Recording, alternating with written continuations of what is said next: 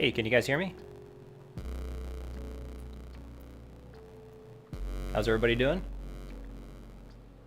Arch Geek, hey, not a problem, buddy. I'll catch you on the next stream.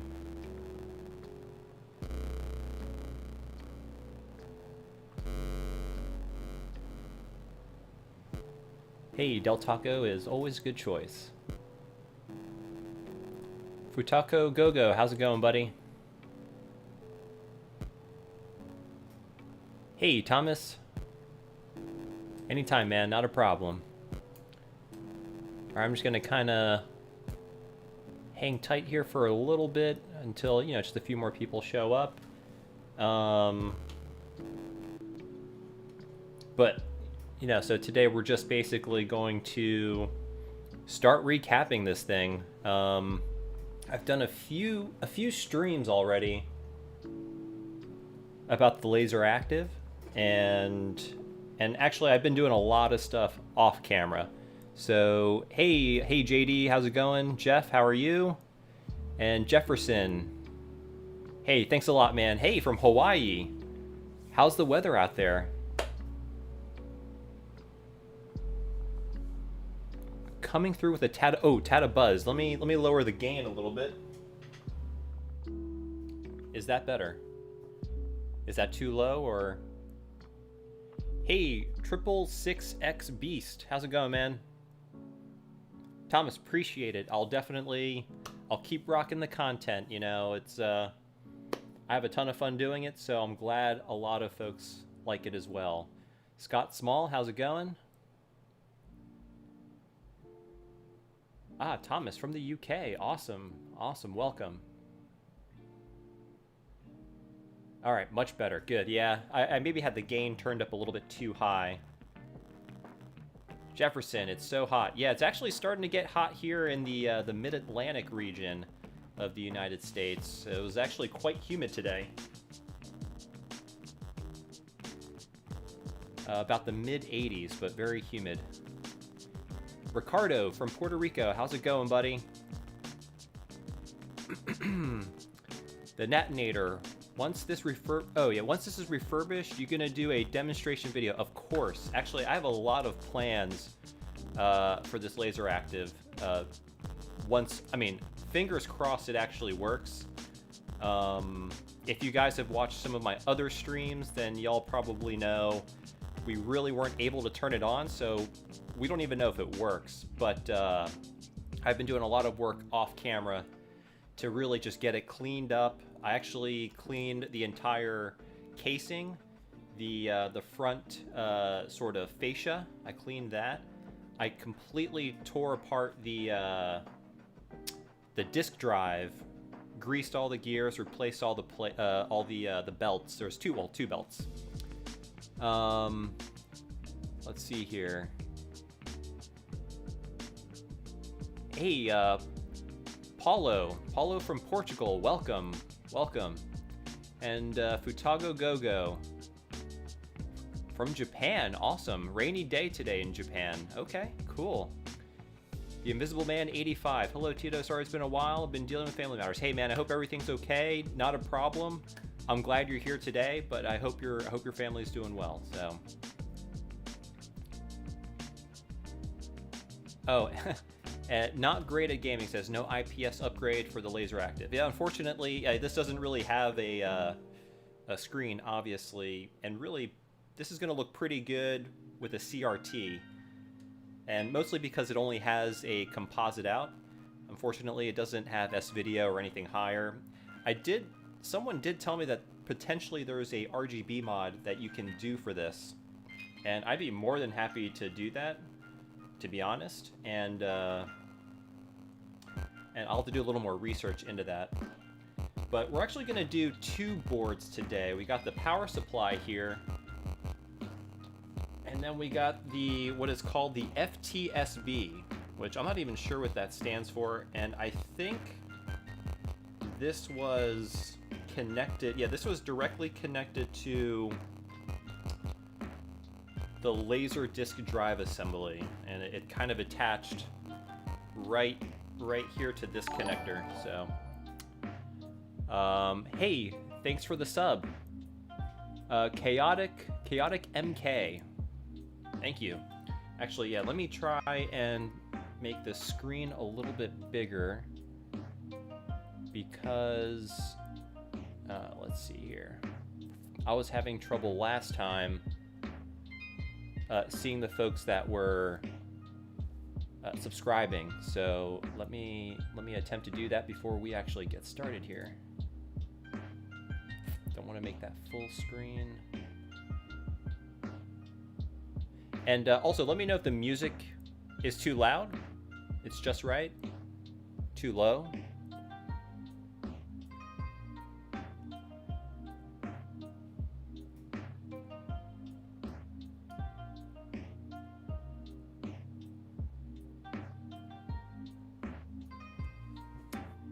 Invisible Man 85 says, "Hey man, I love your content and it's still very casual yet professional, and you put so much work into your videos. I appreciate the work." Yeah, hey, and thank you so much. I do like to keep it casual, but also kind of want to. I hope people learn stuff from my videos, so I'm glad people are enjoying the educational aspect of it. So, not great at gaming says music is good. All right, good. So. Let's see here. So, Tradition Miko Kana, thank you for subscribing.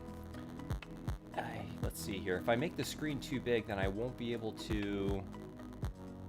Actually, no, that works. That works. I think that'll be okay. All right.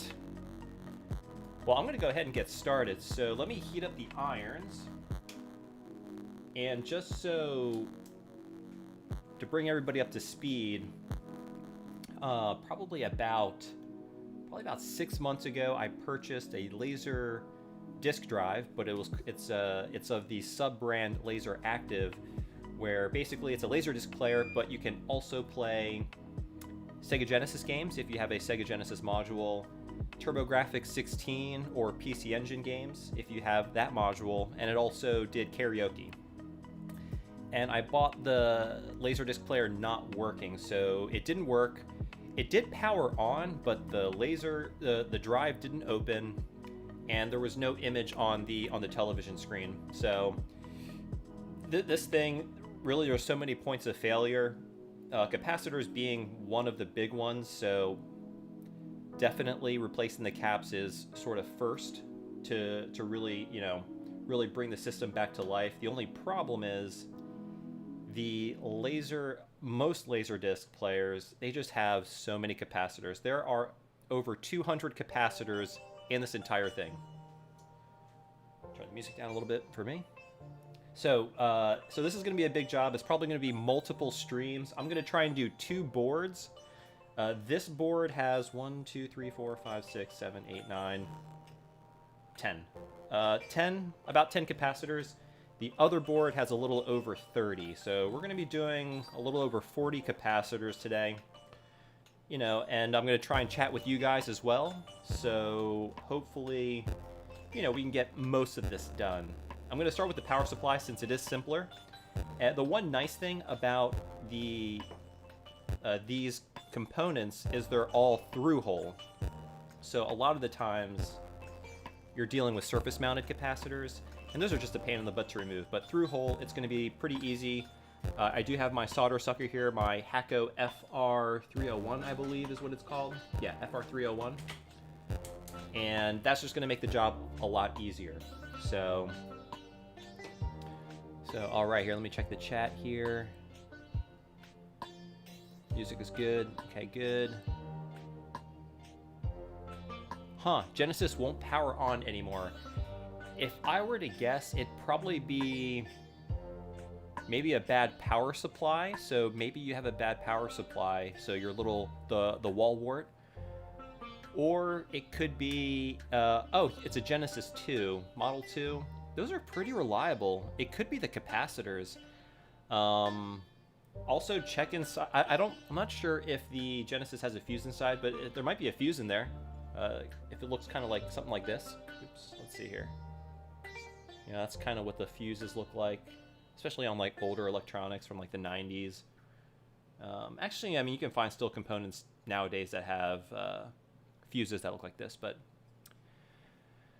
oh yeah, the Nacho logo on the hat. So yep, yeah, I got this a while ago just to see how it come out. It's actually embroidered on there, so it's kind of cool. But yeah. So let's see. Oh yeah. Hey Cameron, how's it going? Great to have you on the stream. All right, so okay, first order of business. Now I got these capacitor kits. It was a big capacitor kit. I think it cost about $50 because there are over 200 capacitors. But I got this from Console 5, and on their website they actually do list all the capacitors that need to be replaced, their actual number of the capacitor, the rating of the capacitor, so that's the voltage and the capacitance in microfarads. And then also what I did is I went through, and so not all the values are going to be exactly the same, but I basically put the values of the replacement capacitor here, and that way I can kind of go and check off as I replace them. Another thing I'm going to be doing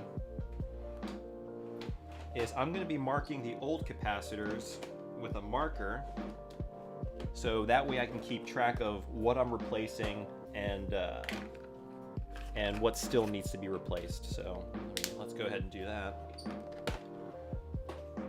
And oh, this one has a black top, but what I'm going to do is I'm just going to put like a little red dot on all these old ones because these are all going to come out. That way I know if it doesn't have a red dot, that means I replaced it. And this is going to be more critical when I am doing a board with a lot more capacitors. So, yeah. Hey, Victoria Ford. Yeah, 200 capacitors. It's going to be a big job. All right. So I think I marked 1, 2, 3, 4. And actually, let's see how many caps are on the actual power supply. So these are the replacement capacitors right here. Move this aside.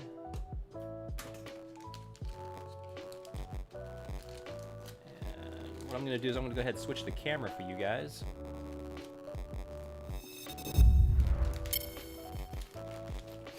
Okay. All right, so actually there's quite a few capacitors here. So we got a big one. Quite a few big ones, actually.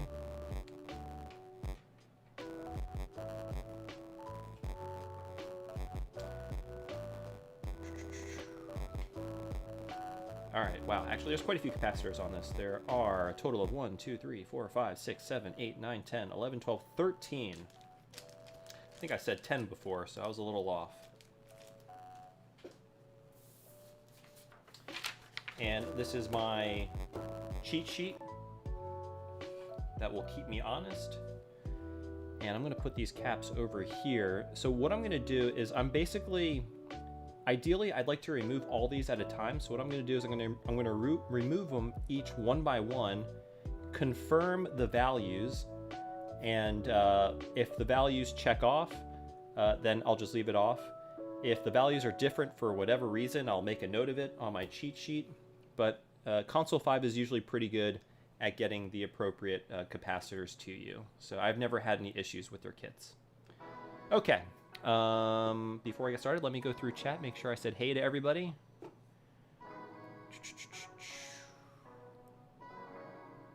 Check the DC jack for cracked. Oh, well, so thankfully the DC point, so this is an internal power supply. So basically there's a wire that plugs in here, and this never gets plugged or unplugged. So there's usually never any stress on this, but this actually, solder joints look good. So that's DC in right there. And yeah, so we should be good, but that's a good call. But so usually that's a stress point. If you're plugging things in and out, it can lead to a cracked joint for sure.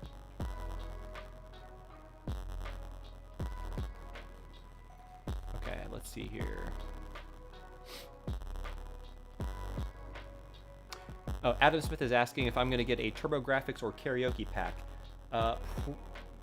Maybe the Karaoke one. I don't think I'd ever use it. but I think those are a little bit cheaper.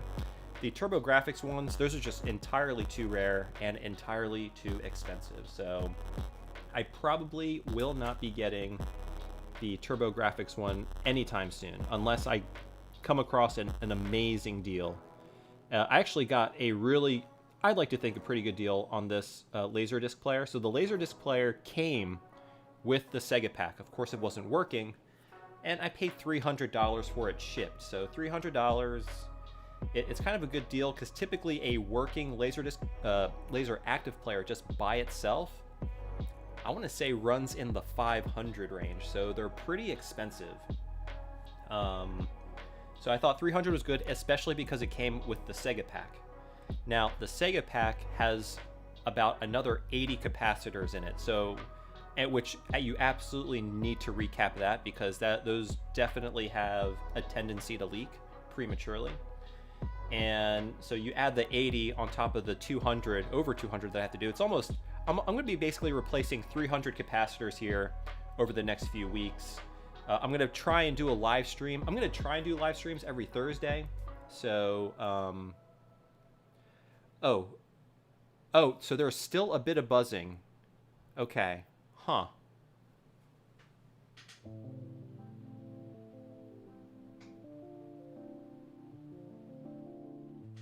Hey, is that better? Is anybody hear buzzing in the audio?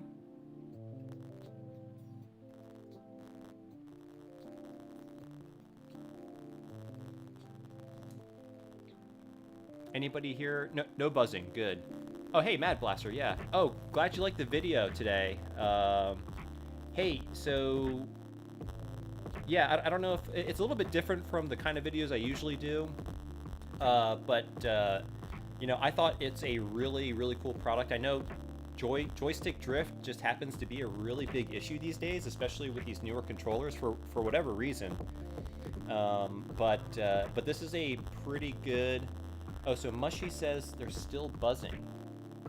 Interesting. Oh no, Cameron says no buzz, but I guess Mushy says there is. Scott says it's good.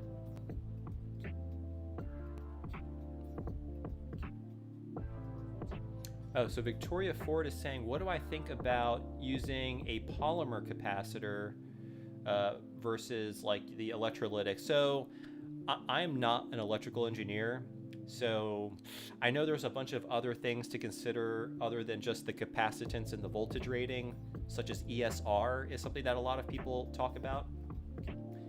But again, I don't know. I would love to be able to have a replacement that would never need to be replaced ever again. You know, like a ceramic capacitor or something. But you know, there's still this big debate, and I'm not smart enough to know exactly the science behind it. You know, I mean, I know probably they used electrolytics for a reason. Again, I don't know what the reason is, but you know, if someone smarter than me figured out a way to replace these all with just kind of these like ceramic or polymer capacitors, I'd do that in a heartbeat. That'd be, I mean, honestly, I'd love to do that for this, but you know, a kit like that doesn't exist. So, but all right, let's. I'm gonna get started here. So I'm gonna remove this big capacitor here. And the big one is so this is 390 microfarad, and how many volts? 200 volts. Yeah, so basically in the instruction on console 5, it basically says it's 470, so he includes a 470 microfarad capacitor, but I'm looking at it here and it's actually 390. So I mean, not a big deal, but so what I'm going to do is I'm going to add a little bit of solder, new solder, fresh solder, to this. I'm going to heat up the pad.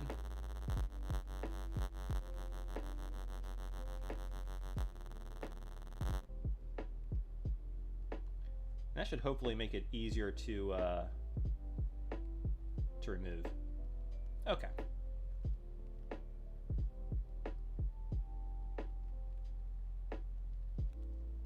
Can y'all see that? Let me zoom in. Oh, and also, you know what? I'm gonna turn my. Let me know if this is too loud, guys. I'm gonna turn my fume extractor on.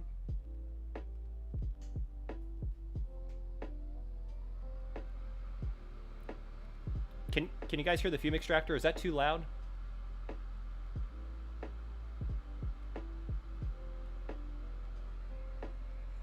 So basically this is my fume extractor.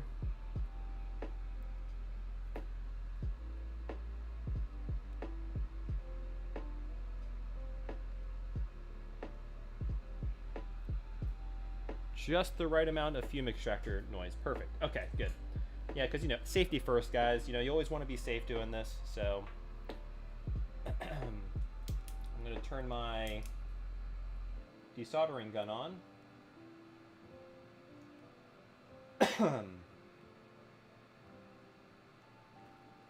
Okay. And I'm going to, so basically these 2 points here are the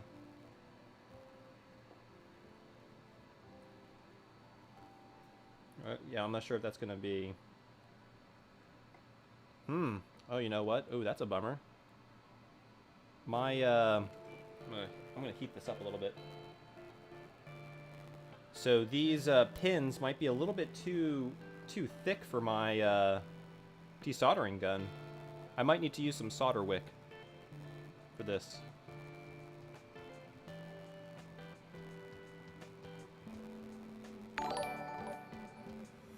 Hey, Curly, thanks for subscribing.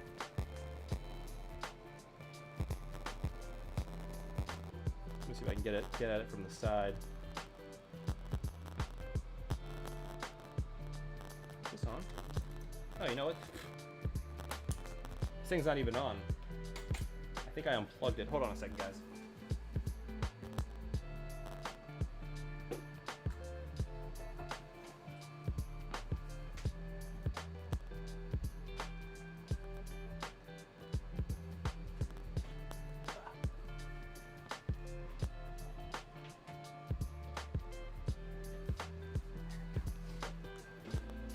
It's going to be difficult to desolder stuff if your desoldering gun is turned off.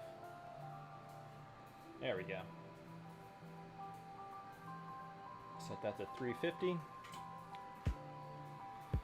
Okay, let that heat up.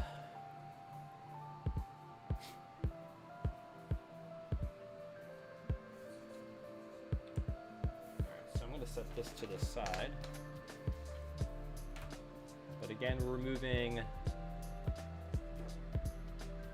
this capacitor here. All right, looks like that's heated up.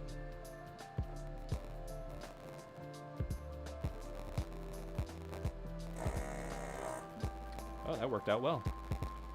Barely fits.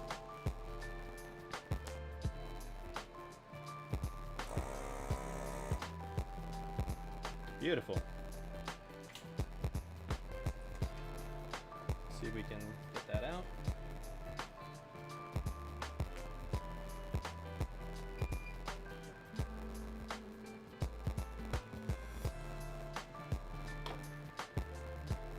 So what I'm doing is I'm applying some heat. Trying to dislodge. Oh, it's actually, yeah, okay. There we go. Alright, so we got one capacitor out. Hey, scruffy looking RGB. Thank you for the 500 yen, man. Awesome, dude. Scruffy writes, Tito, good to see you getting back at the LaserActive player. Do you think you'll Oh, no. Do you think I'll finish it today? Most likely not. Wish I could stick around, but I gotta go to work. Hey, man, enjoy work. I'm gonna be doing a stream probably around this time. I might start doing it later, depending on feedback. But, yeah, no, I'm going to be basically repairing this thing for the foreseeable future. So, basically, I'm just going to recap the power supply and the FTSB board, which is going to be about 40 capacitors today, another 160 capacitors to go after that. So, plenty more work to do. So, don't worry if you missed today. But hey, thanks again for the donation, and I hope you have fun at work today. So, all right, guys. So that's one capacitor out. Okay, so this one, as you can see, is rated at. See, maybe you can't see that because of the reflection. 390 microfarad, 200 volt. we're replacing it with a 470 microfarad 200. Now this is included in the Console 5 kit. Apparently it's not a big deal, but you know. Hey, Mad Blaster, wow, thank you for the donation, the $10, thank you. And then Mad Blaster writes, the non-console mod videos are welcome. The different content is the same format. Format keeps it fresh. I love how well thought out, thorough, and clean your videos are. The high production is a plus. Thanks, man. Hey, dude, that really means a lot. I'm so happy you're enjoying the videos. Yeah, I did kind of want to mix it up. I kind of want to do some more, maybe like modern consoles. You know, because I play modern consoles quite a bit. Right now I'm playing Resident Evil 5. I do enjoy playing retro games, but I'm a gamer at heart, and I like both modern and retro games. So yeah, definitely I'm going to try and get some more variety in there. But don't worry, I got plenty of retro mods, you know, in stock. I got a whole bunch of things I got to do. Honestly, I wish I could do like 2 videos a week, because you know, I get really excited about doing one video, but then I'm like, oh, I got to do this one first, and yeah, it just kind of stinks. But in an ideal world, I'd be able to do more than 1 video a week for you guys. So, but hey, thank you again, really appreciate it. Okay, yeah, so that's basically gonna fit right in here. Ooh, that's gonna be a tight fit, and honestly, this component, or this white thing here, is kind of getting in the way. So I wish Console 5 replaced it with this, because you'll notice the diameter is quite different. The replacement one is a little bit larger diameter, and it's bumping into some of the components, but we'll make it fit. Okay, so let me just double check my cheat sheet here. So that is C006. So C006 was 390 microfarad, and it was correct value. So I'm going to set that aside, and I'm going to go ahead and start removing some more. Let's remove this one. C201.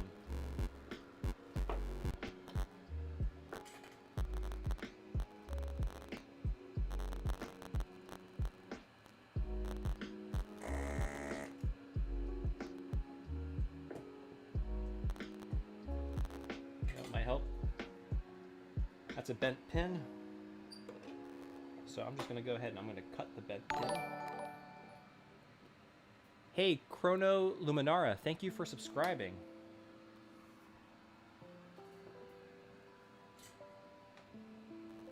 Oh, hey, you know, I am definitely starting to smell the electrolytic fluid. It has a very, very distinct smell, so this cap was probably leaking.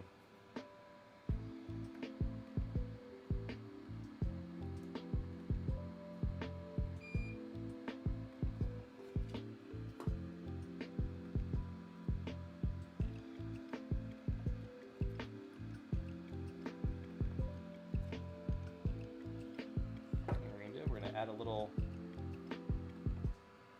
Whew.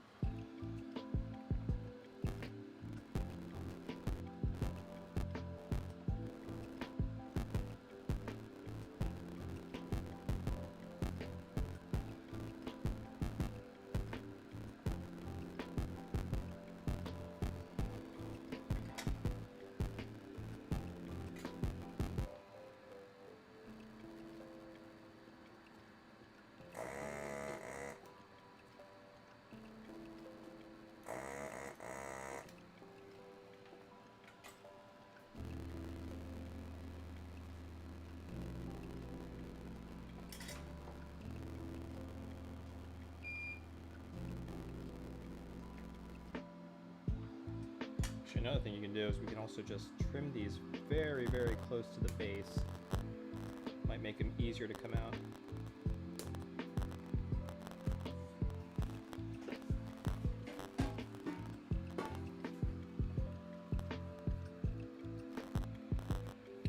Oh, you know why it's not coming out? There's like some goop keeping it attached. I might actually have to cut some of that off. I don't know if you guys can see that, but there is some white. See that white? Let me see if I can point to it. It's like an epoxy, and it's connecting this capacitor to another component down there. It's kind of very similar to what was on the PC Engine GT or the TurboGrafx Express. I don't know if it's like a thermal kind of compound to dissipate heat.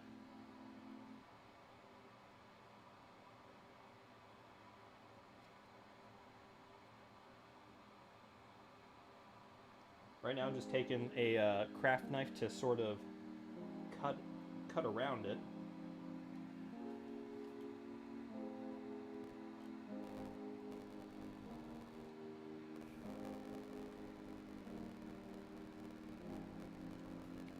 That is interesting. Yeah, this capacitor wants to come out, but it's just okay, there we go.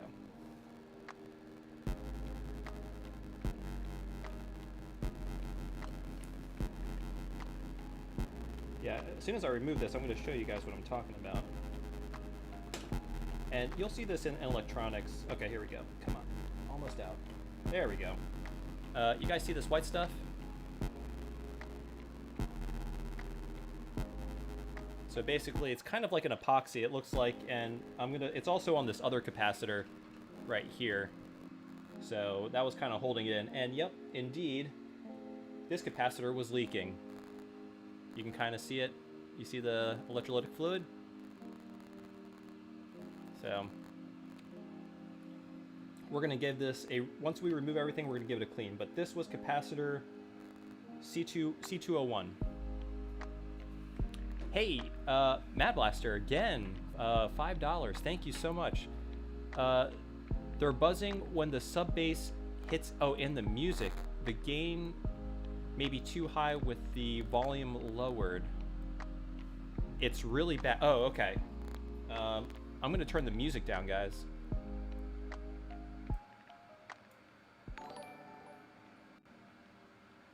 How does that, is that better?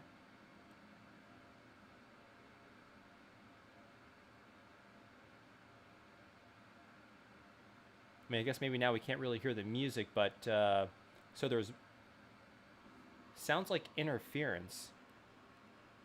Interesting.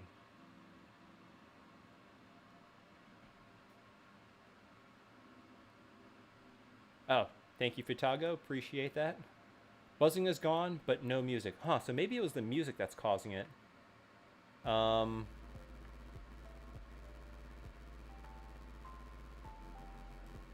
can hear the music a little bit, but maybe I'll leave it at this level for now. Oh, and Tony's saying, I'm noticing it when you put electronics. Oh, you know what? I have my phone over here. My cell phone might be causing interference. Okay, I put my phone over there. Still buzzing.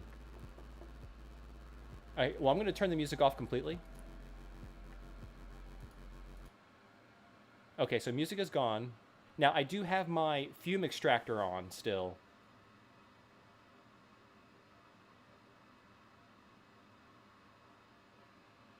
Buzzing gone. Okay, so I guess it was the music. All right, I'm just going to turn the music off for now. Or maybe let me do a different station. No. You guys want music? No music?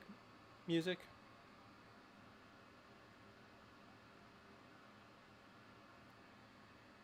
It's all good? All right, we'll forgo the music today. And I'll try and figure out what that problem is. Buzzing was coming from the... No, I have my volume turned down here. Interesting. Okay. We'll forget about the music today. And I'll try and figure out a little bit later. But, all right, so... Hey, Bran. Thank you for the subscribe. Appreciate it. All right, so the capacitor we just moved was C201, and C201 should be a 3,300 microfarad, 10 volt. And that is in fact correct. Okay. And let's see, I think I have a 3, I'm replacing it with a 16 volt 3,300. Yep. So we're good. We're good. So I'm going to put that aside to replace. And guys, as you can see, I think I pointed it out, but look at that leaking electrolytic fluid. So I'm gonna remove all these first, and then I'm gonna give it a good clean. So now I'm gonna remove capacitor C204.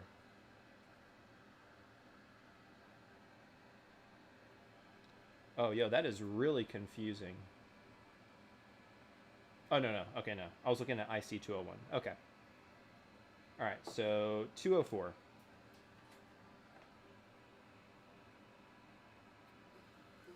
Sorry, guys. Let me get that on camera for you guys.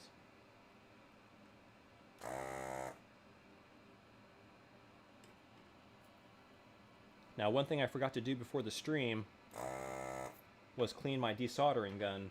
So it might get filled up, and I might have to clean it midstream, because we're going to be basically desoldering a lot.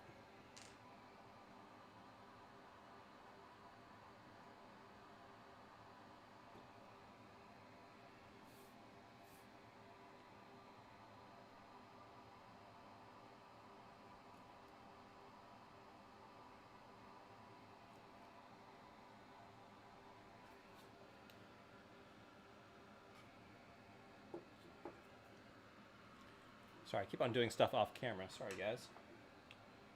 I'm going to trim that leg so it's easier to remove. And if you guys have any questions about, you know, desoldering, recapping, feel free to ask, or anything about mods, you know.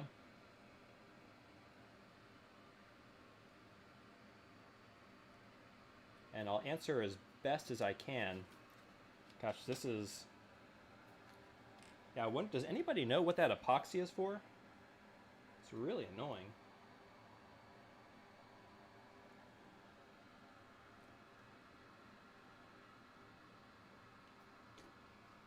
Yeah, there it is. See, there's more of that epoxy stuff. Sorry I was doing that off camera, guys. But it was just a pain in the butt. So this is a Dark Angel Gab. Hey, thank you so much. 10 euros. Thank you so much. Keep up the good work with the channel. Cheers from Portugal. Cheers, buddy. All the way from Portugal. That's awesome, man. Thank you so much. I appreciate it.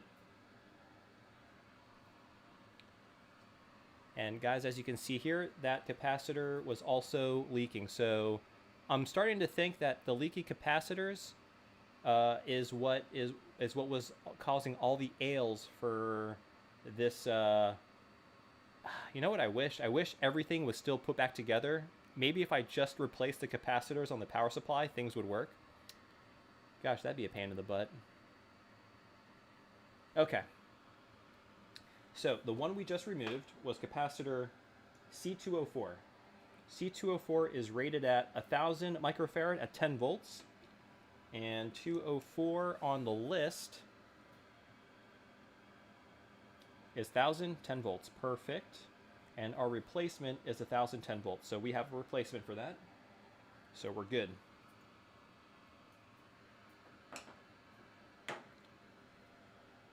Okay. Next, let's go for this one here in the middle, which looks to be C102. C102.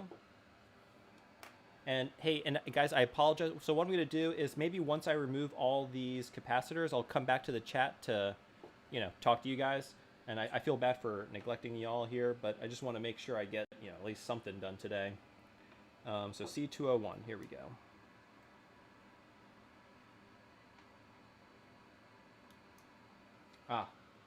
Might help to turn, keep on forgetting to turn this thing on. All right, let it heat up. So here, let me go to the, oh, so Cameron says epoxy helps stabilize since they're, oh, that's a good point. Yeah, so maybe those three components were glued together because, yeah, they were pretty tall capacitors, and maybe it just keeps them stable, like if someone bumps into them and bending the legs or something and damaging. That's true. That's a good point, Cameron.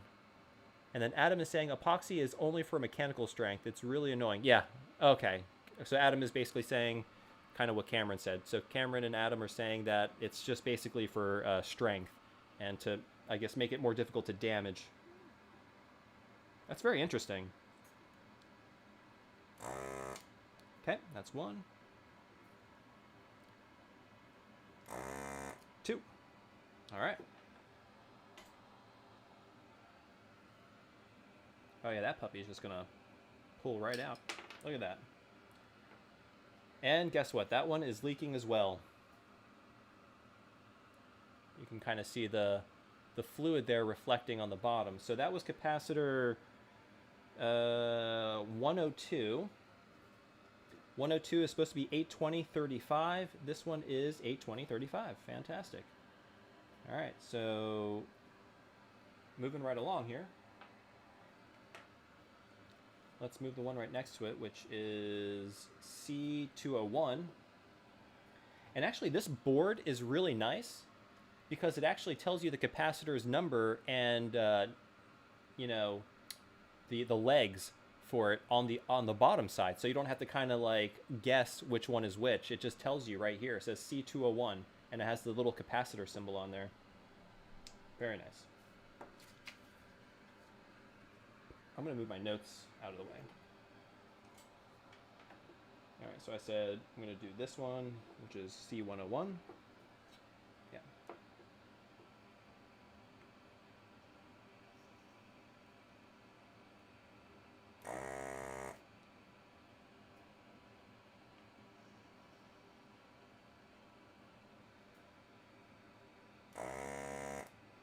Just want to heat up the area really nicely. And then remove the solder. And it just comes right out.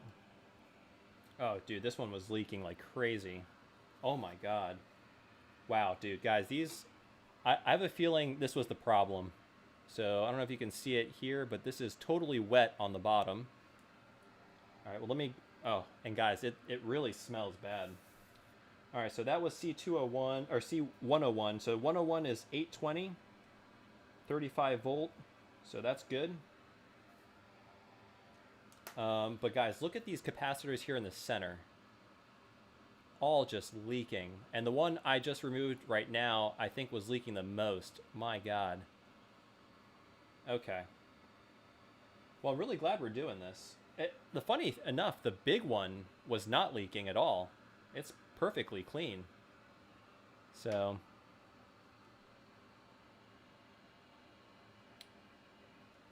Man, that is really dirty.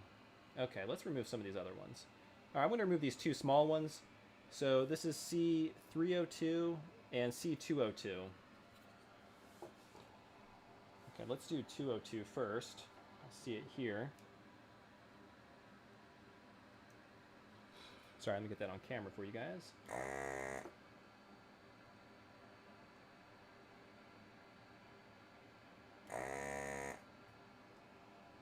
And then I said I was going to do 302 as well, which is right next to it. Hey, Diego, thank you for the sub.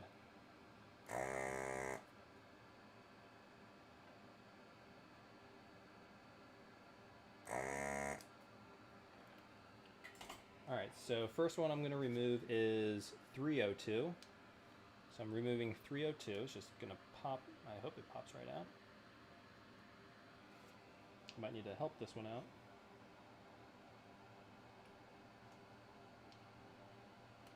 Okay. So 302, guys, is a small one.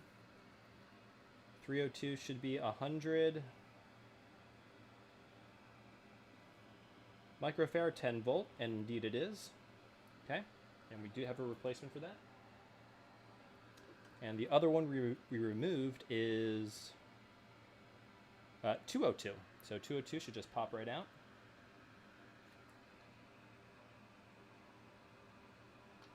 Okay, and it did. And 202 is a 2.2 microfarad 50 volt. And indeed, it is 2.2 50 volt. So it's always good to do a check when you're replacing these capacitors, because sometimes, under very rare circumstances, there may have been a revision that maybe console 5 isn't aware of. And it's rare, and they usually have most of the revisions on their website. So, but this is just a good check to make sure what they have on their website as being on a particular board matches what's actually on the board that you own. So, and that's what I'm doing. So it's just good to be extra careful. All right, so guys, so far we removed 1, 2, 3, 4, 5, 6, 7 capacitors. We got 1, 2, 3, 4 left, I believe. Or let's see here. We got 1, 2, 3, 4, no, 5, 6. We got 6 left, actually. So there's 1, 2, 3, 4. Where are the other ones? Yeah. So we got 1 here, 2, 3, 4.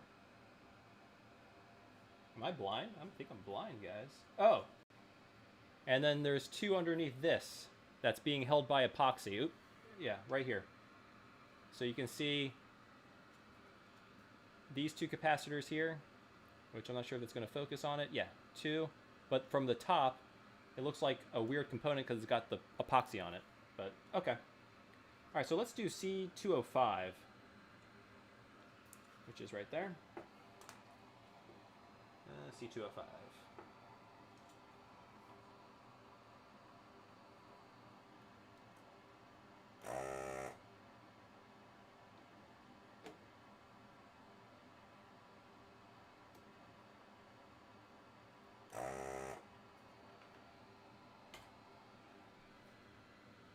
Go ahead, pull that out.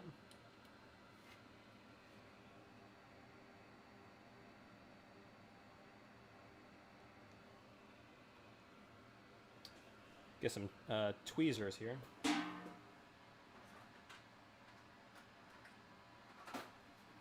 So we're almost through this. Once I get these out, I'm going to clean the board a little bit, and I'm going to, chat with y'all. I feel bad for, not chatting with y'all.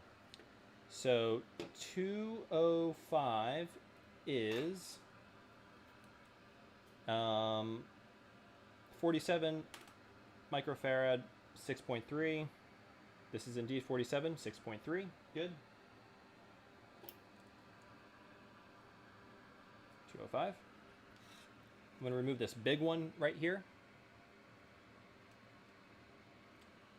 And that is C... Wait, what?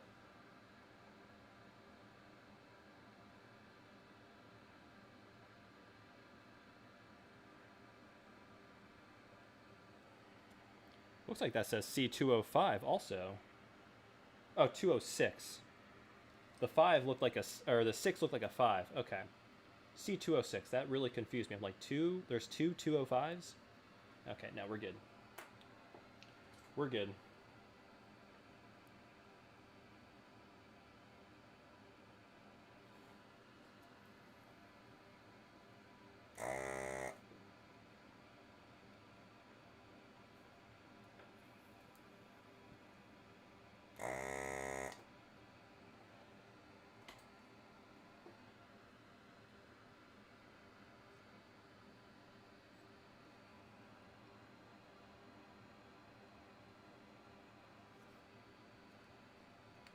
I'm going to cut the legs off this one.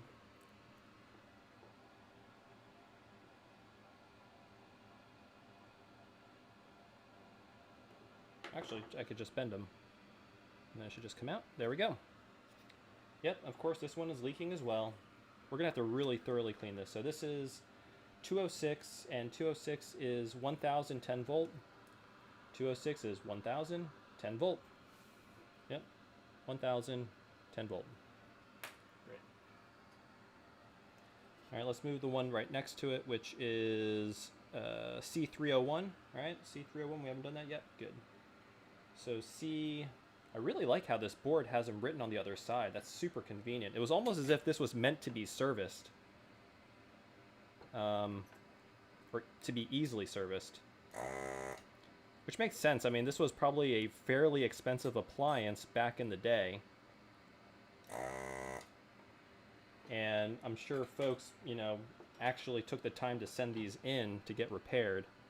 And I think, you know, back then I feel like people or companies didn't really, you know, they weren't as wasteful. You know, things weren't as throwaway as kind of they are now. And they would actually take the time to repair these, you know, this power supply, as opposed to just replace it, you know. Just cut that off and cut that off. Actually, that might just pop out now. Perfect. Pops out. And this one was 301, and 301 should be 680 10 volt, and it is 680 10 volt.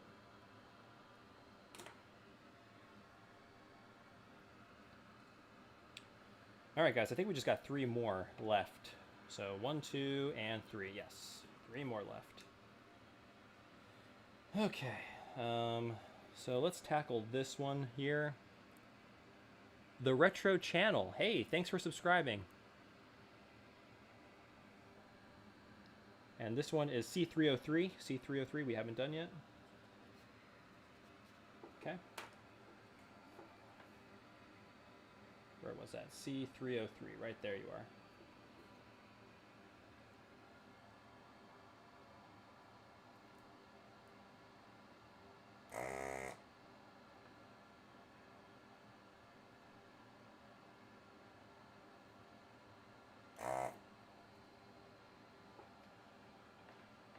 Let me see if I can do a little bit better job on that.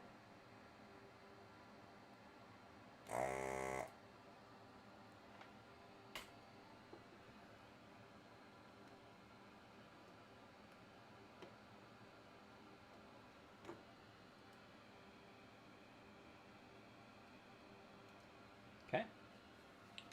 So C303 is, and these are all really high quality. These are all Nichicon capacitors, so I'm surprised they're leaking. Well, I mean, I guess the console was built in 1999, so it's only like 22 years old, so it's crazy that they're starting to leak. So that's 110 volt, perfect, good, good. All right, 2 more. We're almost there, guys, almost there. Then we can start installing these bad boys. Elliot Jensen, thank you for the subscribe.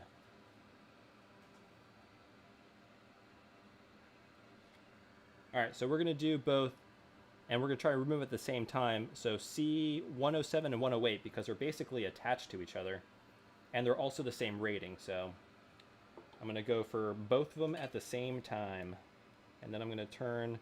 Oh, and then I'm going to give you a quick tip here, how to care for your soldering tips. You know, if you want to give your soldering tips a good long life, which I'm sure you do. So, since I'm going to basically be stop using this in just a moment.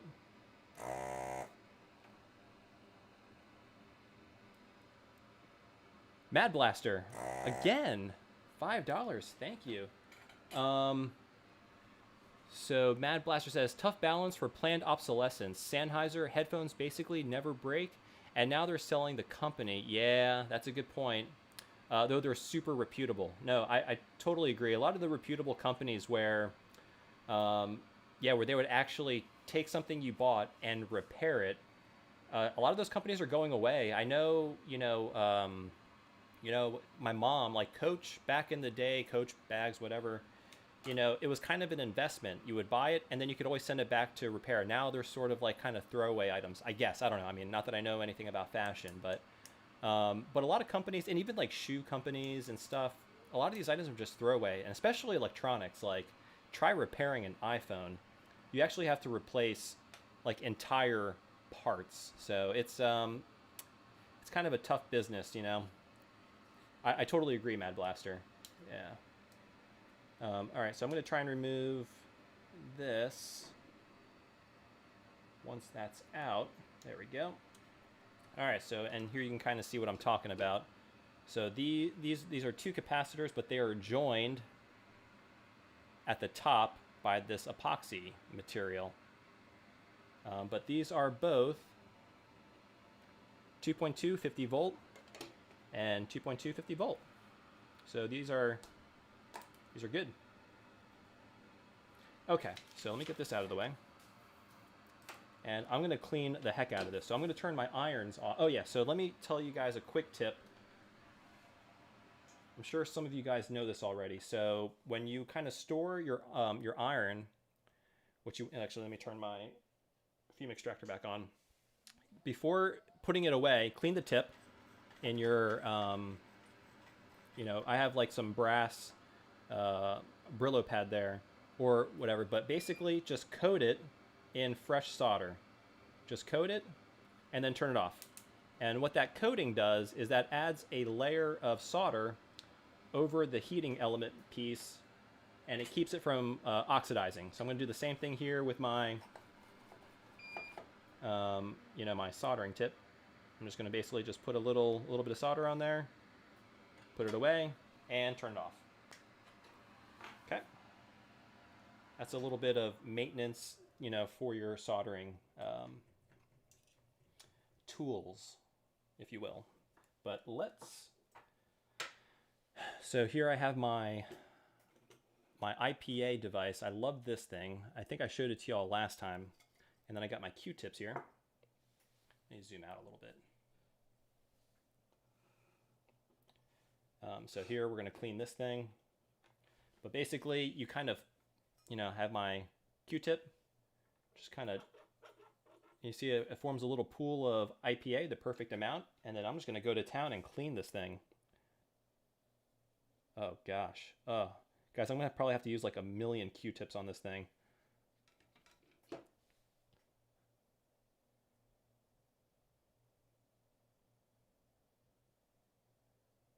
Wow, this thing is dirty. Dirty, dirty. We're going to give it a good clean, though.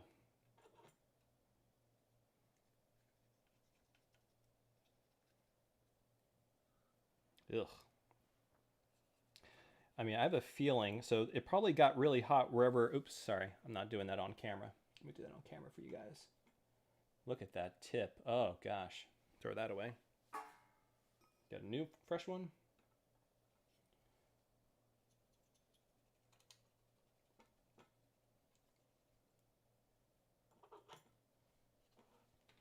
So I'm going to keep it on the floor there. Let me zoom in.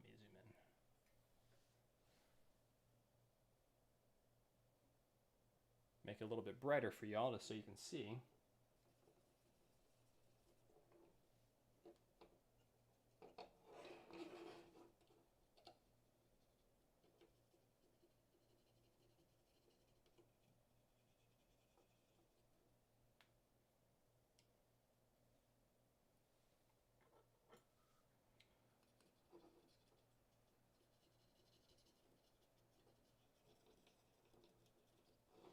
I'm basically going to try and clean this until my Q-tip doesn't get dirty, which I don't know if that's going to happen. I mean, my God, look how absolutely filthy this thing is. And don't worry, guys. I'm gonna hit up the chat here in a minute. I just want to, I mean, this isn't really too dirty, but I'm gonna clean it anyway. This is where that big capacitor was. Looks pretty clean there, which is nice. Really, it's kind of this area that was. I mean, really, this is where all the leaking was happening. Maybe, this could have been the cause of all my issues right here.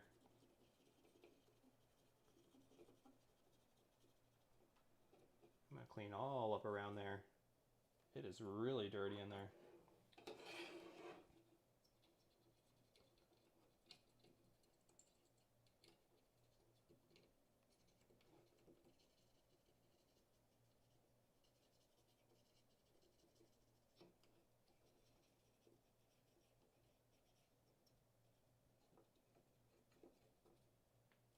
Wow. Whew. I might have to go get some more Q-tips from the, from the pantry.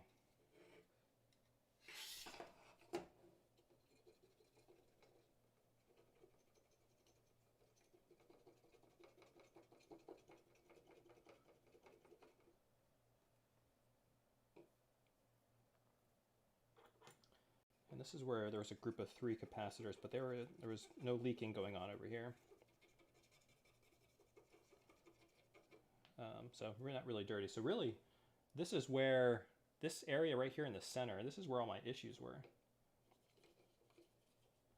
I'm just do my best to clean it as thoroughly as possible.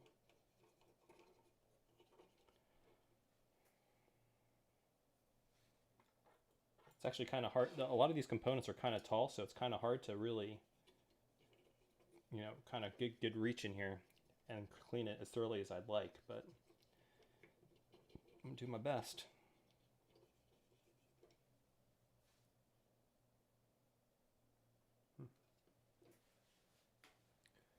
All right, the Q-tips aren't getting as dirty, so that's a good sign.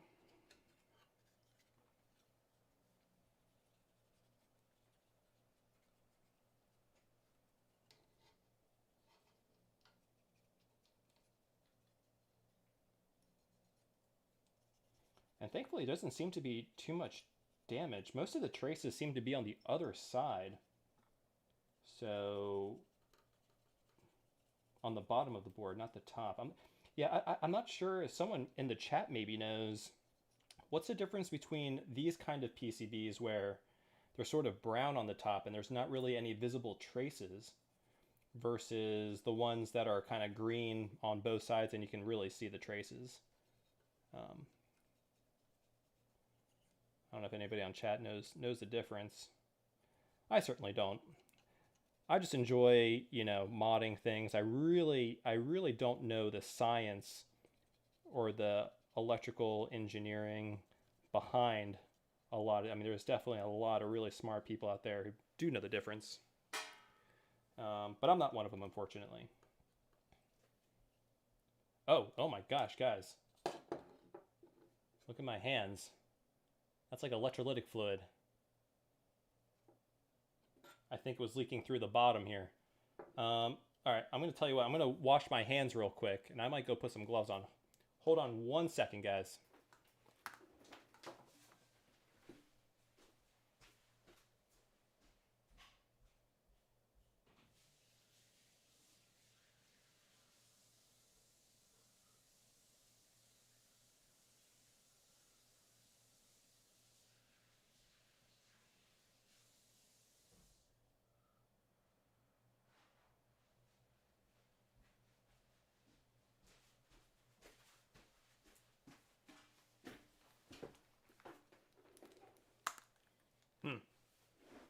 Yeah, that's kind of nasty. I guess it kind of leaked through the holes on the bottom. Let me clean that up.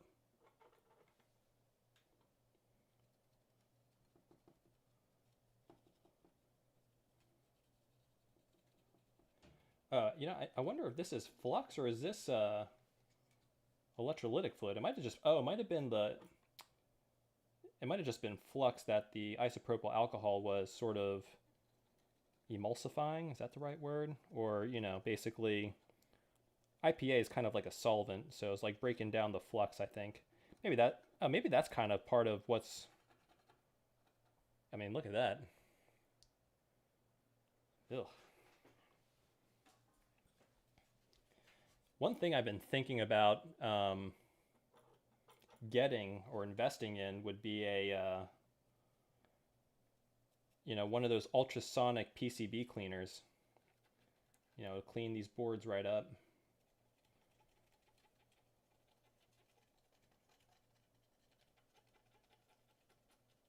Huh. I've got the capacitive touch now. Very true. Yeah, I think this whole bottom of the PCB is like drenched in a flux. I mean, my God. It's like they were very liberal with using the flux or something.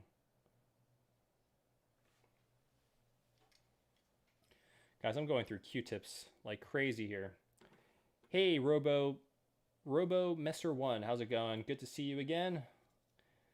Sorry guys if I'm not responding to everybody. I'm gonna take a break here after this thorough cleaning that I am actually feeling really good about. I don't know, it just feels good giving something that's old just a new lease on life, you know. This this CLD A100 Laserdisc player was obviously neglected for many years, so I'm glad that I have it now, and I'm definitely going to give it some good use, give it a good home. I have really cool plans for it, actually. I have a really cool video that I want to do. I probably won't be able to do it for a couple months. Hey, Daniel Van Dija, thank you for the subscribe. Yeah, I have a really cool video that I want to do, but it's going to take a while for me to do it because, well, one, I need to complete this before I actually do it. So this needs to be completely recapped, and I really hope this works. I have a feeling it will. I just think, I mean, I wouldn't be surprised that the big issue was that this power supply was probably in very poor condition. Obviously, the capacitors were leaking, the major ones, these big ones here in the center. So I think once that's repaired, honestly, that probably is like 90% of the problem. But you know what? Since we're in here, since we took the entire thing apart, since we gave it a good clean, might as well replace all the capacitors, right? Might as well. All right, so this is looking pretty good, guys. And my hand is still getting dirty again. I didn't put gloves. I totally forgot to put gloves on. Let me just give this another clean. Let's see how this looks. It's still picking up a lot of nastiness.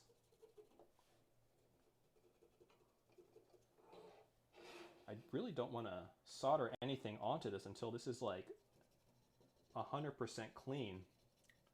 Hey, Philip Rudek. Thank you for the subscribe. Really appreciate it.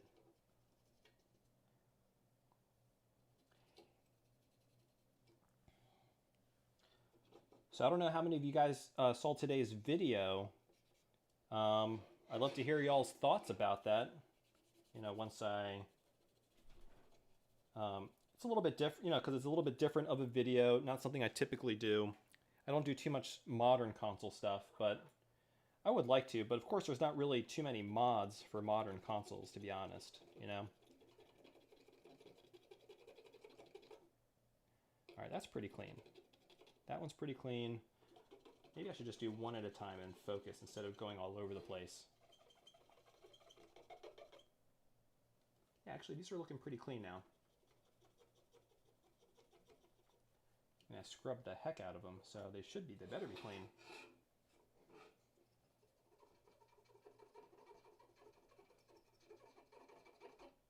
Yeah, these are looking pretty good now, guys.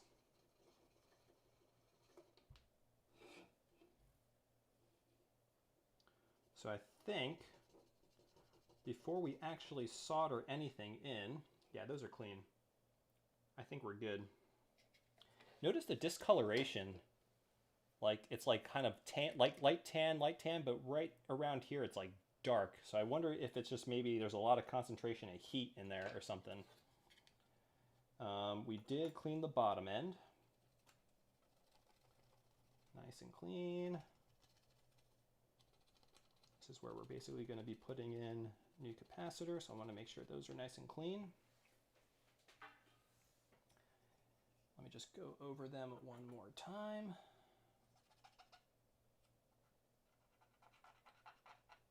Yeah, fortunately, even though these were leaking, there appears to be no damage at all, so that's really good. I think we're really fortunate there. Yeah, that's where that big capacitor goes. Let's clean that. Let's clean this area up nice and good.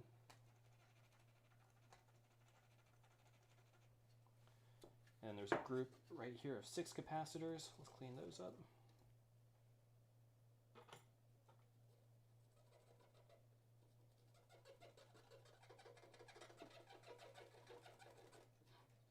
Great.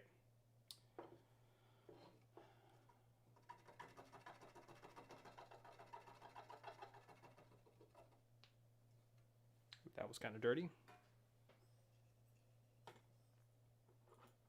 Guys, I feel like I used like 20 Q-tips, so it seems a little bit wasteful, but it's for a good cause. We're bringing a laser disc back to life.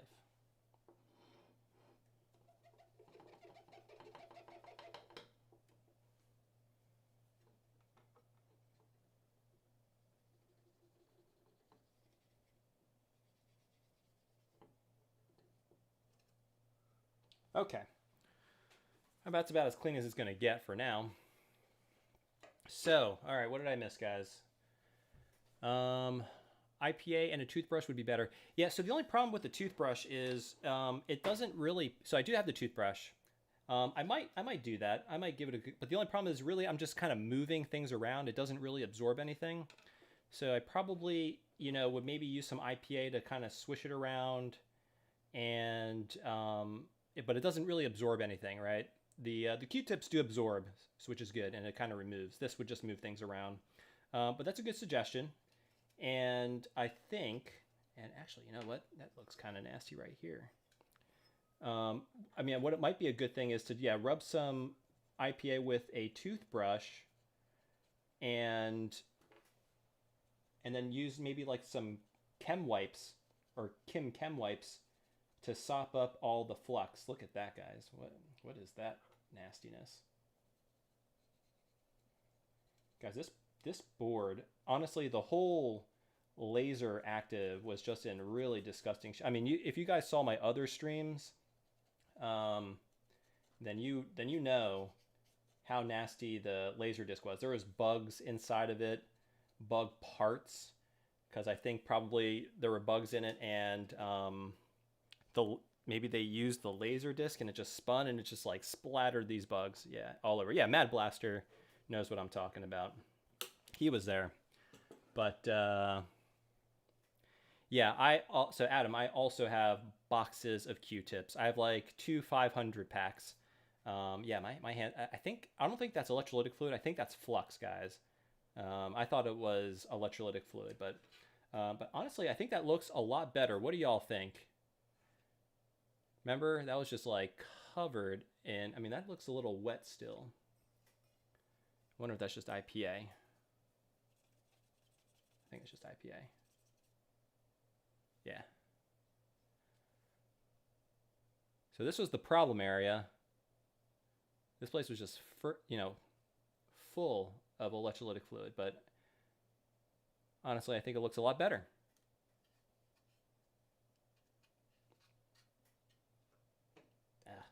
I should really be wearing gloves, guys. But yeah, yes, it is sticky. It is very sticky. So, oh, it's conformal coating. What is that? I don't even know what that is. Yeah, it's very sticky, Hugo.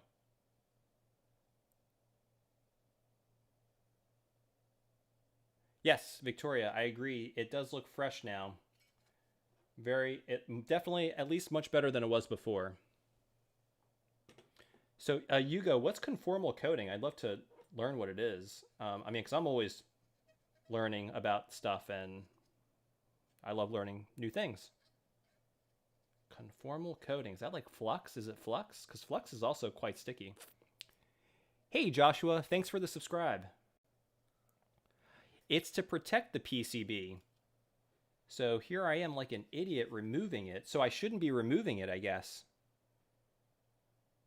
It's definitely very, very sticky. Like, well, it's not sticky here anymore. It is kind of sticky.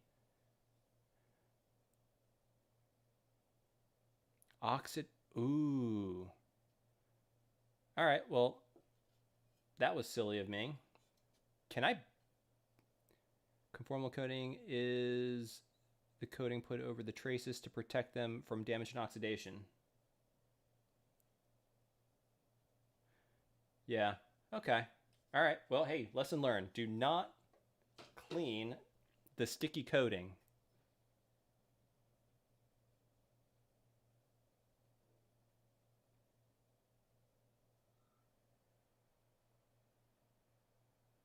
I guess this would be a high voltage application, Adam. So yeah, could be.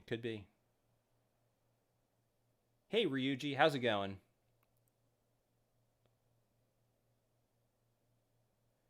Photog says, how much space in your home does all your equipment take up, would you say?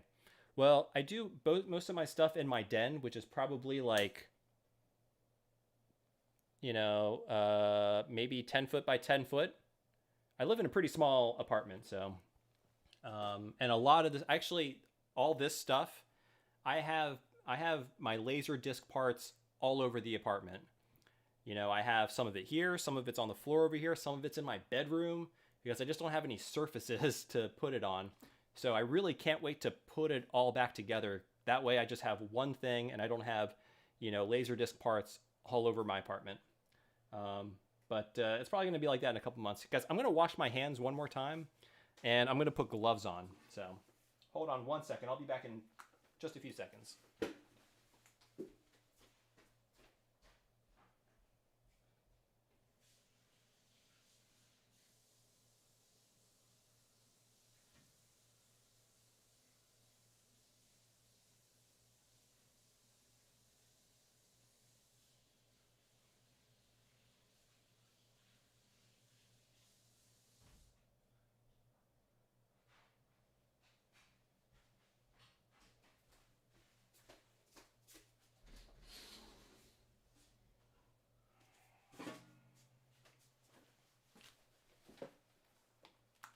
All right, I got gloves.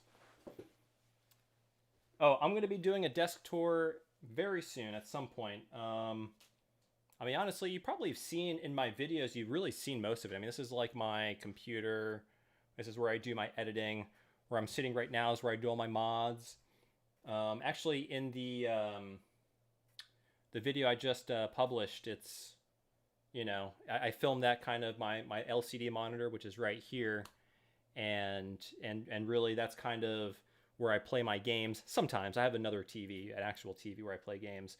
Got my CRT right there, but I have plans for that. That'll be in another video. So,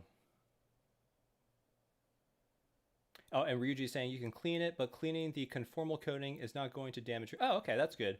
Yeah, I think I'm just gonna leave it. I mean, there's still obviously some left on there. Actually, quite a bit. I mean, you probably can. It's kind of like a brownish sort of. I thought it was just flux or something, but I guess yeah, that makes more sense.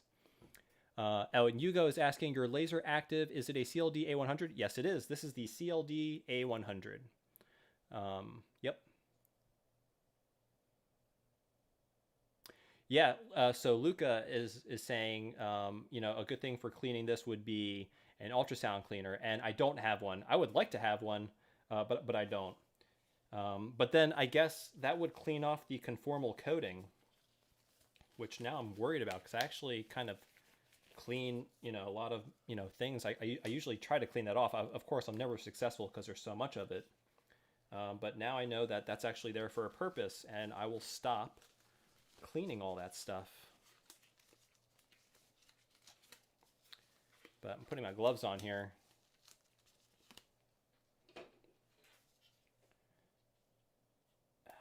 I'm gonna give this one last, because I'm looking over here and it looks like there's some maybe some fluid here, electrolytic fluid. But yeah.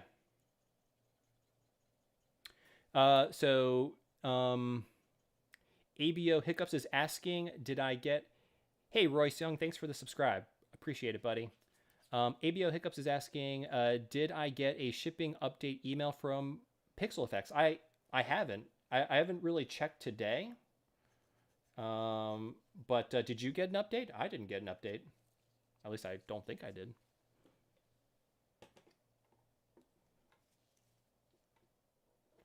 So for Pixel Effects, basically Pixel Effects is the...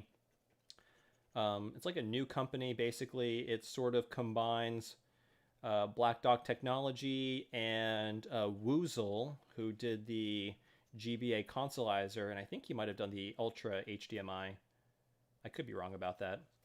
But yeah, basically they formed a new company called Pixel Effects, and now I think that's basically the company that's going to be doing all of those HDMI mods moving forward. That's looking much better. And you know what?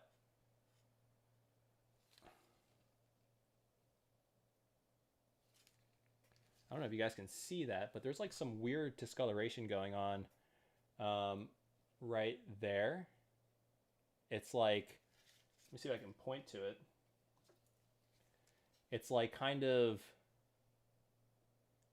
light here, but then closer to this thing, it's like dark.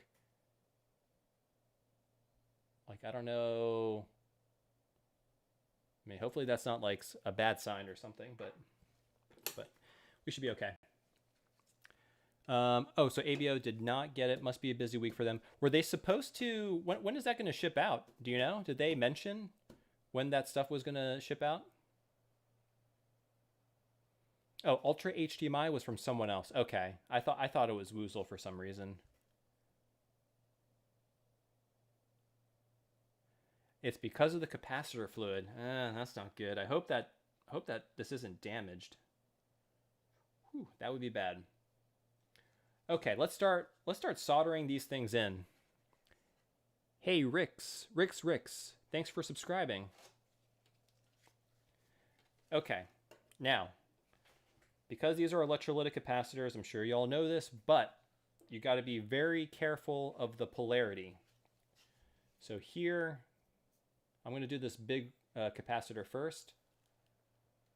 And here you can see basically you got a positive and a negative. And you basically got to match that up. So this line here indicates the negative. So basically, and that's that leg right there. So that negative leg is going to go on the negative side. I'm sure you all know that, but for maybe there's somebody who doesn't. But you always, whenever you install this, be very, very cognizant of that. So this is capacitor C006. Go to my trusty thing here. So C006 is up here. That's the 470 microfarad, which that's what this is. Oops. You can see it right there. 470. Okay, so that's good. Let's go ahead and put that in here. So, right, negative goes to negative. And I'm gonna have a hard time fitting this in there. Ah, that's not too bad. All right, hey, fits in there nice and flush. Beautiful. And I'm going to go ahead and I'm going to solder that right there. I don't think I'm going to need flux because there's probably, you know what? I'm going to use flux. Let's do a good job here. And so this is this was recommended by Helder actually. And actually Louis Rossmann, I don't know, he's a big YouTuber. But this Amtech stuff is supposed to be pretty good. So I'm just going to use a little bit. Help that flow nicely.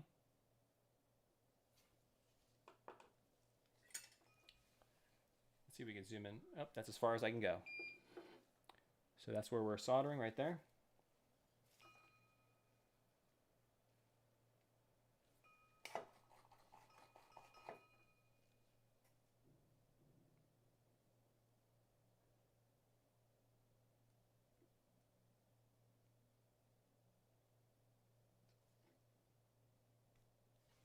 Perfect. Okay, I'm turning my fume extractor back on. That looks like a very nice joint. And we're going to do another one. Keep the pin.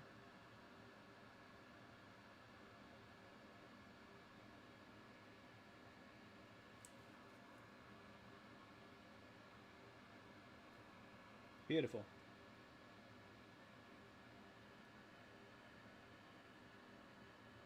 Beautiful.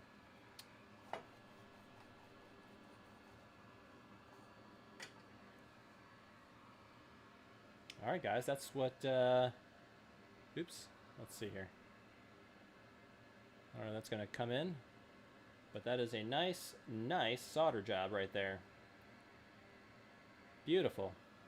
And, you know, just because I'm particular, I'm gonna clean any excess flux away.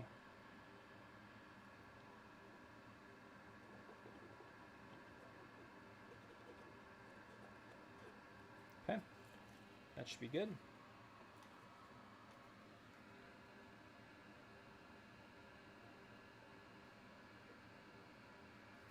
Good. Okay, so that's one done. What is it, 12 more to go? So I'm going to check it off here on my confirmed. That is a confirm install. Now let's do let's see here. Let's do this group right here of the two 2 microfarad 50 volt, but included in the kit is a oh no, it is also 50 volts. So these are the same values. Sometimes what Console 5 will do is they'll give you a replacement with a higher voltage, so which is totally fine, not a big deal at all. Oh, that's interesting.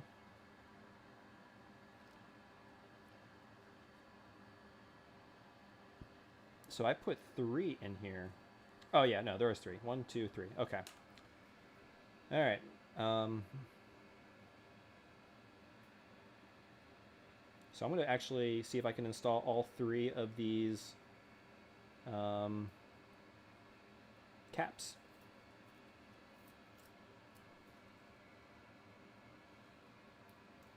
All right, so it's 1, 2, and 3.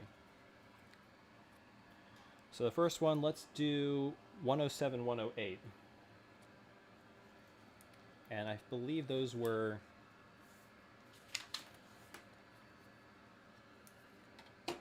Alright, so I got my thing over here. So it's C107 and 108, which I believe were over here. Yes.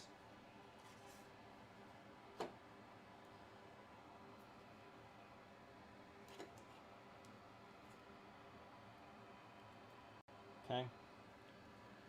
So now here, okay, so this is a little bit confusing because here you don't see a positive and negative sign. So this is where the capacitors are going right here. But you do see this kind of white indicator, these white, thick indicators. Those are your negatives because, yeah, you can see here, for example, you see you got this like kind of thick portion here, and that corresponds to the negative, okay? So, and then on the actual capacitor itself, oops, you can see, it focuses. Okay, you can see that gold line. It's got the negative signs on it, and that corresponds to the negative leg. Okay, so let's go ahead and let's... Okay, so 107 and 108. Okay, so we're going to put the negative leg. Right, that's the negative leg. Actually, I'm going to have to tack that in place. Okay, here's another trick for you guys. Well, yeah. I'll just do it the old-fashioned way. What I was going to show you all was what you can do is if you don't want to really like bend the legs, you can actually just tack it and then pull it up and then re-tack it, and that'll do the same thing. Okay. All right, so let's go ahead and put a little bit.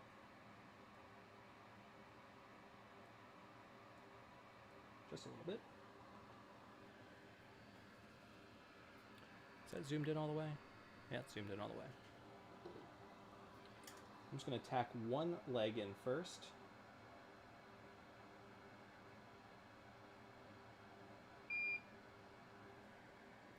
And what I'm going to do is I'm going to pull it up. Okay. That looks beautiful. And then I'm going to do the other leg.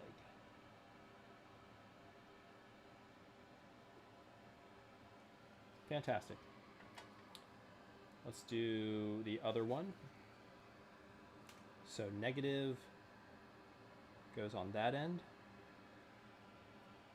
All right, so put that in. Spin the legs out slightly.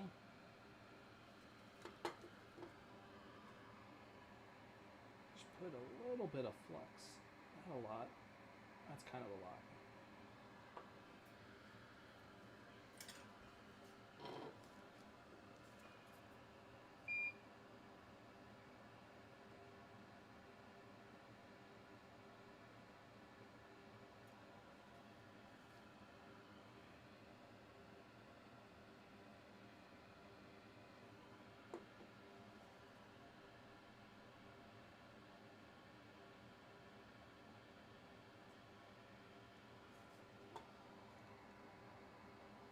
Perfect, guys.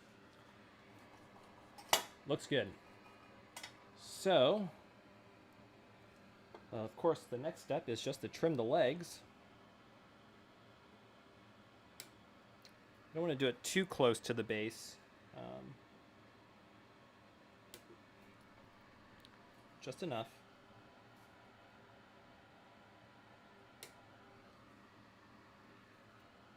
And I'm wearing glasses here, but you know, when you're trimming the legs, you do want to have maybe eye protection because these things could fly across the room, and the last thing you want is to get a capacitor leg in your eye. So, all right, there we go, guys. All right, so we got 2 more installed. That looks good. I got them installed right there. So we got our 2 brand new, fresh capacitors installed. C107 and 108. So let's go ahead and mark those off. So we got 107 and 108. So I highly recommend when you're doing a recap job, especially with one with a ton of capacitors, just make a spreadsheet, you know, so it'll keep it easier for you to keep track of everything.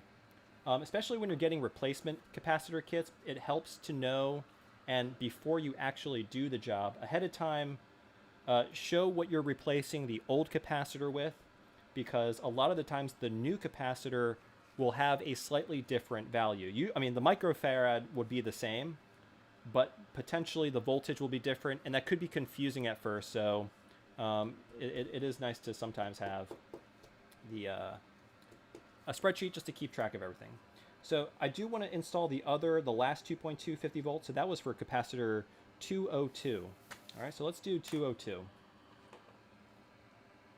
which is, where's 202 at? That's 302, 301, C303, what did I say it was? 202, 201, 204. So that's 204, 201. That's C301, C101, C303, C206, 205. Anybody remember where 202 is? Ah, there it is. No, it's 302. Ah, there's 202. Let's move that up. Okay. So negative is on the bottom. Hey, Alex, thanks for the sub. Okay, so that's 202. The negative is on the bottom. So that's another thing, guys. It's a lot to keep track of. It's very easy to mess one of these up. You got a lot of capacitors. You got to pay attention to the right number. You got to pay attention to the right polarity, which is the most crucial thing, because the last thing you want to do is have the wrong polarity. I mean, it could potentially cause damage. I don't think you have to worry too much about that, but you know, obviously it probably won't work. Oh, sorry, let me get that on camera.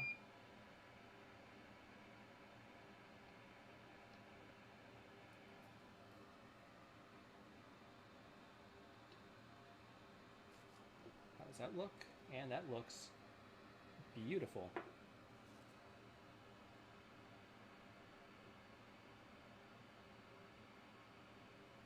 Guys, you know how good it's going to feel if this thing works? After reassembling this thing, which that's going to be a challenge. That's going to be an entire stream, just reassembling this thing. Just imagine it working. That, oh my God, that would be amazing. And so that would, so what I would do is I would put it together, and because I wouldn't at the time have a module that's been recapped, what I would do is, and I don't know if YouTube will allow this, but you know, just show a movie, show a Laserdisc movie. Maybe I'll do it without sound, but maybe have it on in the background. I don't know if that's something. I mean, hopefully that's not against YouTube terms of service. It might be, actually, so maybe I can't do that, but that'd be pretty cool, right? Watch a Laserdisc movie. Oh, hey, Matt, how's it going? You're my hero. This video needs to go on Are Oddly Satisfying. Oh, okay. Yeah, I mean, honestly, like, this is the most satisfying thing, is to have, like, a... Hey, thanks, Mad Blaster. You guys rock. You know, you guys are amazing. Honestly, everybody in this community is awesome. So, you could turn the video sideways. I'm not sure what that... Oh, maybe you're responding to somebody else. Ryuji, I'm not sure, but it just came to my mind that you could also mod your Hako FX951 where you don't need... Oh, that's true. Yeah, I've seen that mod. Basically, there's an IR sensor, and I'm blocking that sensor with the key in there. So, so yeah. And, but oh, hey, Aeolus. Believe me, it will work. Keep on the great job. Thank you so much for the $10 donation. Yeah, I mean, fingers crossed. I mean, what I'm thinking, so it might work electronically, but maybe the laser is dead. That would stink. I'm hoping the laser is fine. Obviously, I had no way of testing it beforehand, but, you know, we'll do the best we can. All right, so I'm going to try and replace 302, because 302 is kind of small, and that might be hard to get to later on. So 302 is 100 microfarad, 16 volt. Okay, we got 100 microfarad, 16 volt. Let's see. This is 47 microfarad. Hey, Dascoip 81. Thank you for the sub. Sorry if I mispronounced that. First, it's hard for me to kind of see it on the screen. It's so small, and yeah, that's really the biggest issue. I got to work on that for you guys so I can see the screen better. But okay, I got my 100 microfarad 16 volt capacitor here. Don't throw that away. And again, we got to pay attention to the polarity here. What am I doing? I'm doing 302. 302 is a 16 microfarad 16 volt. And that is what this is. That's 302. I'm replacing 302. Negative goes on the bottom. Negative goes on the bottom. There are 200 points of failure for this repair, guys, because we got 200 caps that I could mess the polarity on. So I got to make sure I am paying attention. 302, negative, 302. Okay. Let's solder that bad boy in. Get a little bit of flux. Honestly, probably don't even need the flux. The rosin core solder, you know, basically the rosin core is the flux, and it should work fine. I'm going to maybe not use flux. That might be a little bit overkill.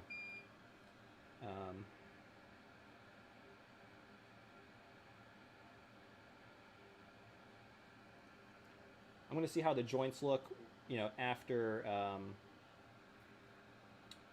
you know, not using flux. And I'm sure it's going to be just fine. Perfect. Guys, we are on our merry way here. So that was 302, right? 302. Check it off the list. Yeah, so let me just, so you guys can see, 302, 302, second from the bottom. Perfect. And let me go ahead and, since I was using flux, at least just kind of clean it away. That's the last thing you want is flux everywhere. Even though this is no clean. It is no clean flux, so really I could just leave it on there. I'm just a little bit of a clean freak, and I like to, you know, just get it out, get it off. So, okay. And let's go ahead and snip those legs off.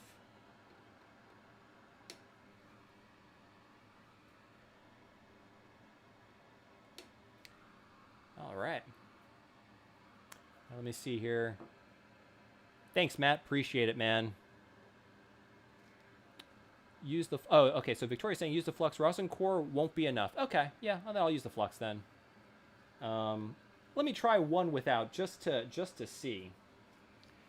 All right, so I'm going to replace C301 next, because that one's also in a awkward location.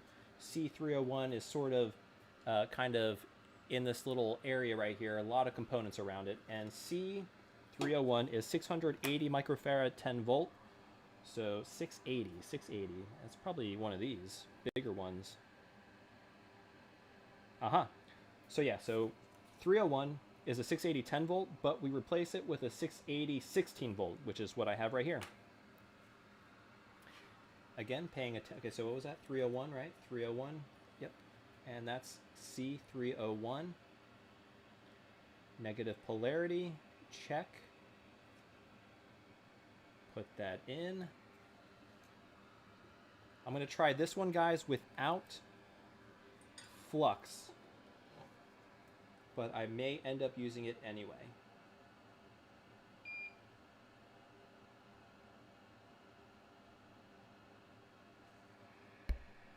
You know what? Actually not bad looking.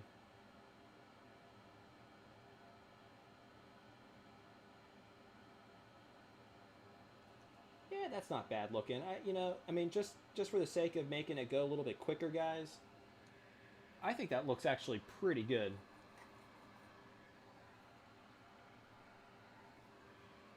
You know what? There is some Q-tip fuzz here. Let me get that out.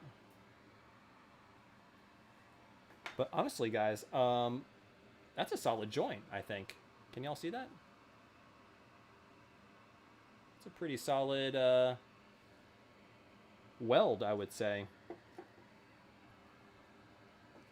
But honestly, if you do want to do it right, I'm just kind of being a little lazy here. You know, the flux would, you know, make it nicer. You know what? Maybe I will use the flux light moving forward. I'm very indecisive, y'all. Sorry. Okay. So we just did 301. Let's check that off our list. Yep, 680, 301. Okay. Next, I want to do these center ones here. So this first center one is C101. So C101 is at 820. Actually, 101 and 102 are both 820. So are these the... Nope. Maybe these two. 820 and 820-35. Is that what we replace them? So they're both 820-35, and we replace them with an 820-35. So they're the same. 101 and 102. Let's do the 101 first. Negative goes on the bottom. Always pay attention to the polarity, y'all.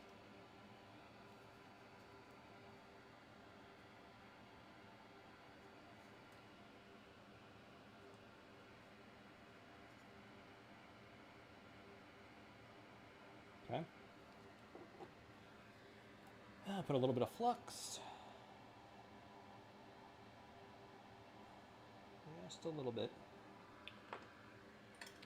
Now, when you're soldering, guys, you want to heat both the pin and the pad, the through hole. You want to heat both surfaces. So you want to touch them both with your iron and weld away.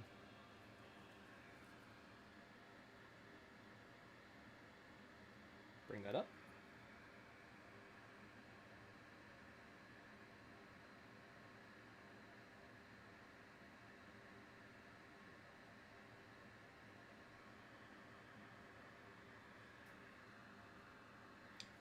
that looks okay.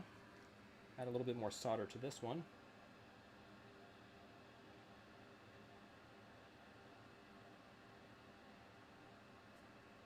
Beautiful. Beautiful. All right.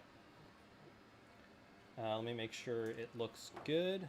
Guys, that looks absolutely fantastic. Okay, let's cut those legs.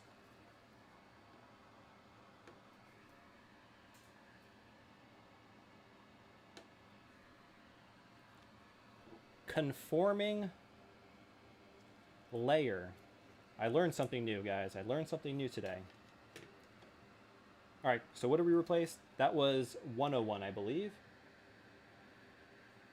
Yes, that was 101, and next we're doing 102. So we did 101. Check that off the list. Let's put in 102, which is right there. Negative is on the bottom. I got the negative oriented correctly. Okay. So these are a little bit thinner, which is good. I think it, there's a little bit more space, maybe a little bit more area where heat can dissipate. It was maybe a little bit less cramped now, so maybe some air can flow through there a little bit better. Add a little bit of flux.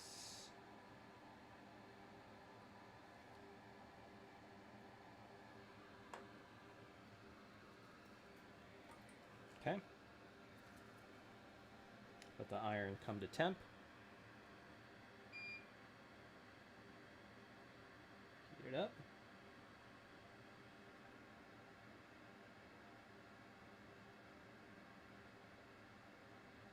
It's taking a little bit more heat. There we go.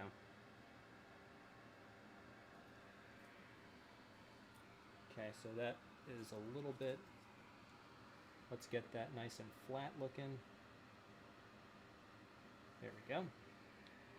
Beautiful. All right. Corn Vlad, hey, thanks for subscribing. Welcome to the channel.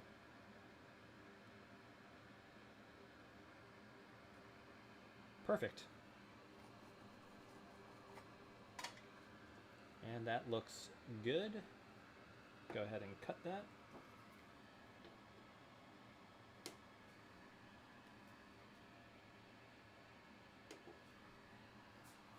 All right, guys, we only got 1, 2, 3, 4, 5 more capacitors. We're almost there. Let's do C. Wait, let's check it off our list first. That was C102. 102. Check. Let's now do. Workstation's getting a little bit messy here, y'all. Move this stuff over. All right, so I said we're going to do C201. C201 is 3,000 microfarad, which is probably this one right here. Yep, 3,000, 16 volt. It's replacing a 3,010 volt, but in our instructions, it says we were replacing it with a 16 volt, so I'm okay with that. 201. That is C201. Negative goes on the bottom. Again, paying attention to polarity. I know I sound like a broken record, but very important. Pay attention to that. Add a little bit of flux.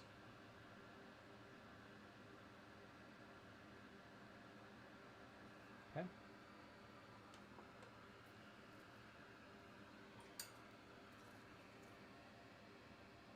Come to temp. Let the soldering iron come to temperature. You hear that beep? That beep means it is at my set temperature, which a lot of people ask.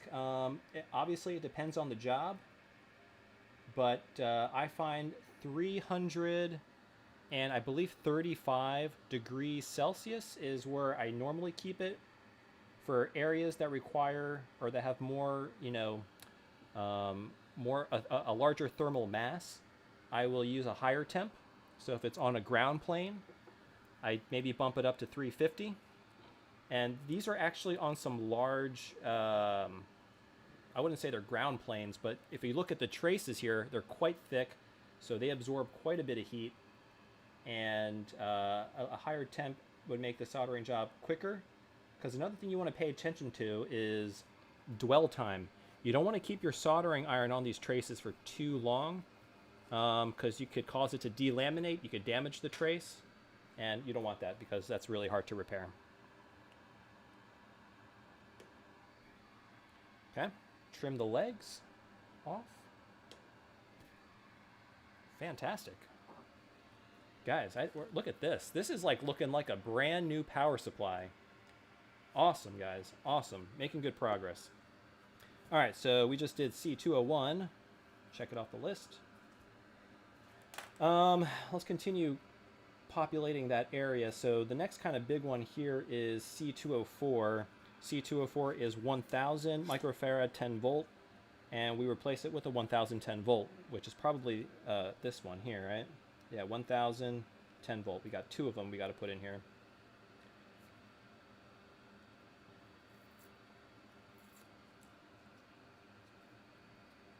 Oops. Yeah, I'm not a big fan of this reel tape that these capacitors come on. They're kind of hard to remove. I don't know if anybody's got like a trick on how to remove these things easily, but hey guys, once I complete, I only got 4 more capacitors I got to install, and then I'll be looking at the chat here. I apologize for not really paying attention, because you want to make sure you keep track of polarity, keep track you're putting the capacitor in the right location. It's a lot to keep track, and I really don't want to mess this up, so I do apologize for not talking to the chat as much as I'd like to be. So just bear with me. Once I install these, we'll be good to go. All right, so we are installing C204. C204 is 1010 volts. We got in my hand. The negative side is on the bottom. Good. I got that lined up.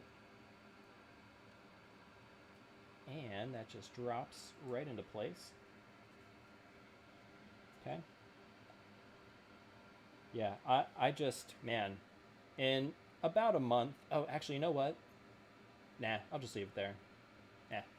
I was thinking of maybe removing that epoxy from that component, but I'll just leave whatever was left there.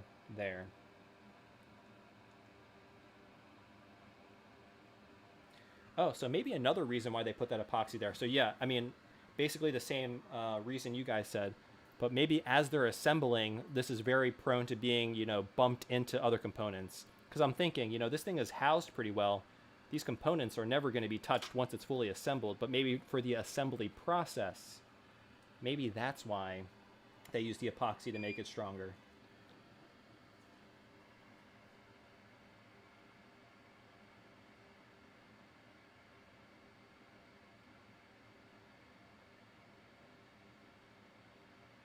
It's for assembly.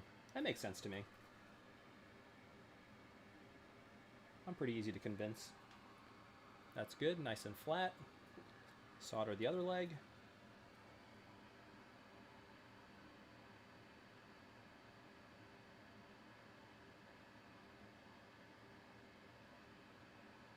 Beautiful. Beautiful, beautiful. All right, this is looking good.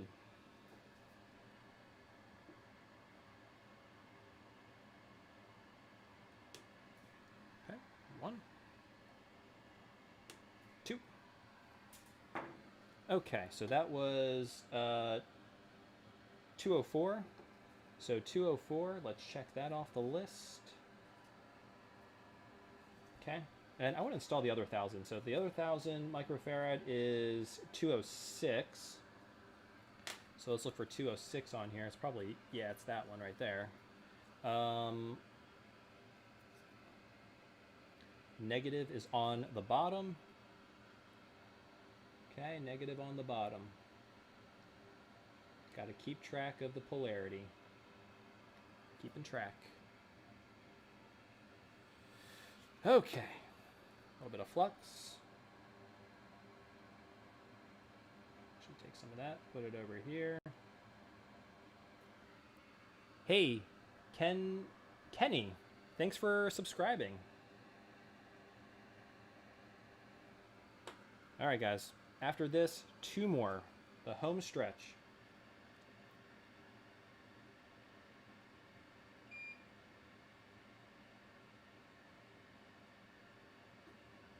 Okay. Lift that up.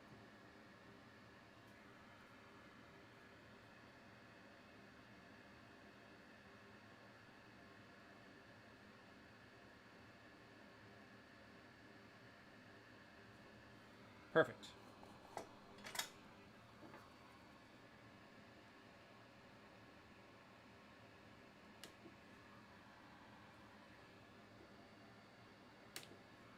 Okay. So yeah, this is really starting to look nice, guys. Let's check off 206. All right, so yeah, got two more. No, oh wait, 3 more? Wait, 1, 2, did I miss? Wait, 303, did I, see? Guys, we gotta make sure I'm keeping, I think 303 I installed already.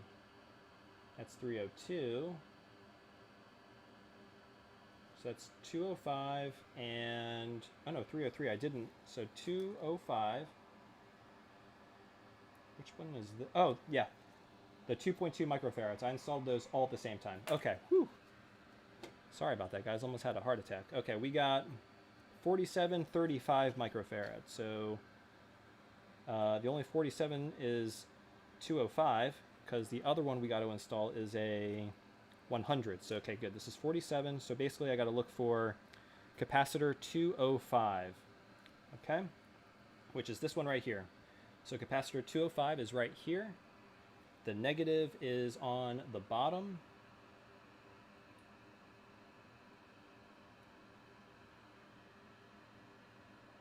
Okay, drop that in. Stays in place. Add a little bit of flux.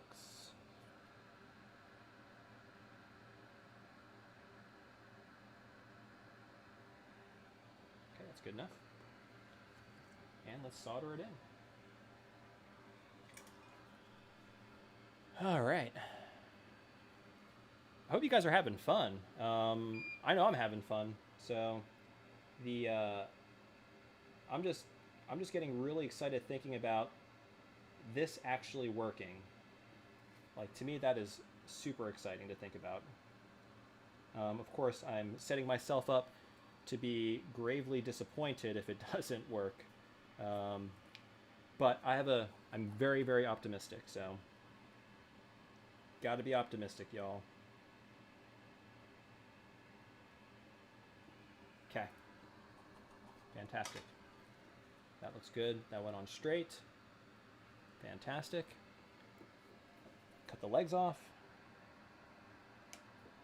And you know, the nice thing with older, kind of larger appliance, or sorry, electronics, kind of like this, the vast majority, actually 100% of the capacitors I'll be replacing for this laser disc drive, it's all through-hole components, which, you know, I'm sure you all know is way easier to install than surface-mounted components. So, all right, the last capacitor. Okay, let's check off our checklist here. We did the 47 microfarad, and our last one is 303, which is a 100 microfarad 10 volt, which I'm replacing with a 16 volt, but also 100 microfarad. So that goes, what I say was 303, and the last 303 is, oh, it's kind of hidden away here. So it's right there. Negative is on the bottom. Just go ahead and insert that correctly. Okay.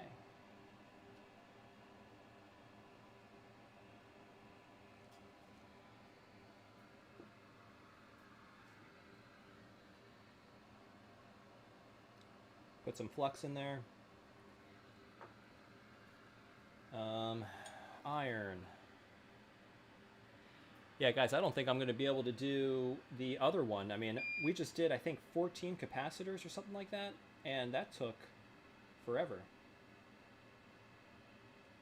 I might have to do one board, one stream. And it was nice to kind of get my feet wet with the the power supply. Power supply is going to be a little bit easier than most. All right. Hey, y'all. We got a brand new, essentially, power supply. At least I'd like to think it's going to be like brand new. All right, I'm going to turn my iron off. My desoldering gun has been turned off. Okay, so what I'm going to do, guys, is quickly, even though, guys, it's no clean, the flux is a no clean flux. And so what I'm doing is probably a bit overkill. But yeah, I don't like to leave a mess. Yeah, if I can clean it, I'll clean it.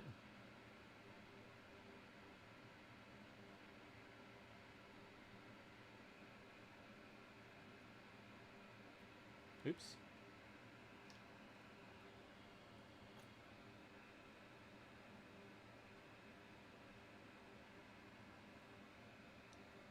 All right. I think that's good enough for now.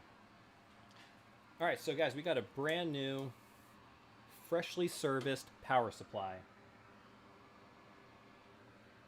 I'm going to go ahead, check off the last one, turn off my fume extractor, and hey, let's chat for a little bit, I guess.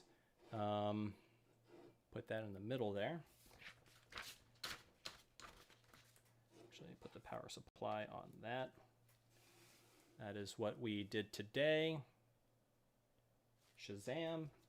Got our pen right there. Move that over. Tools are over here. Let me take my gloves off. All right. Oh, Homefry is saying the audio is super quiet.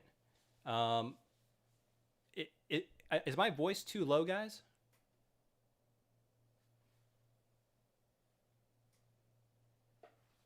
Hey, Putrid Scene, how's it going?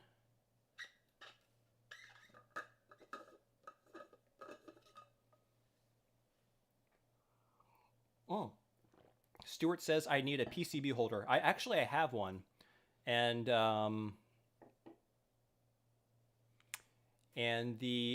just wasn't using it because it was easier for this. Actually, yeah, maybe I should have used it for this. That's a good idea. Maybe I'll do that for the next one. I'll use my PCB holder. It's low, but turning up the... Okay, oh.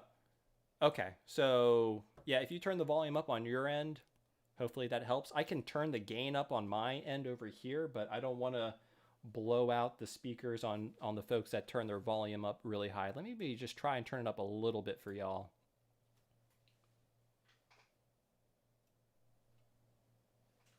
How's that? Is that a little bit better? Sound deep and manly. Oh, all right. Very good. Yeah, Joseph says the audio is a little bit quiet. Okay, so I try to turn the gain up a little bit.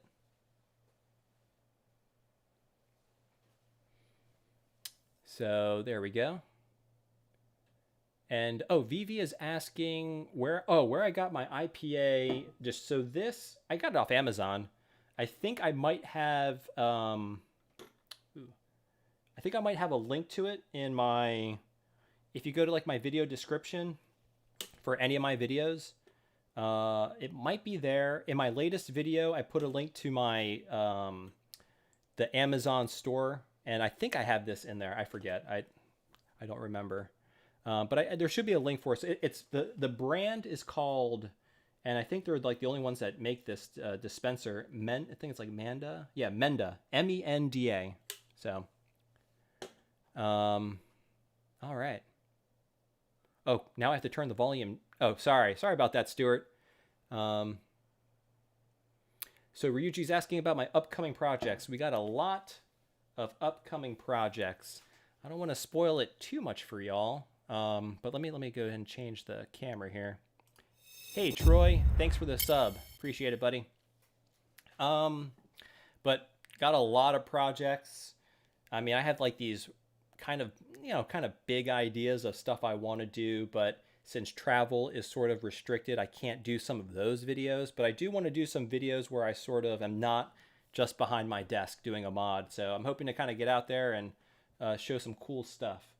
But yeah, And I got some other, so obviously I'll still have tons of retro mods. I got a ton of retro mods I'm going to be doing.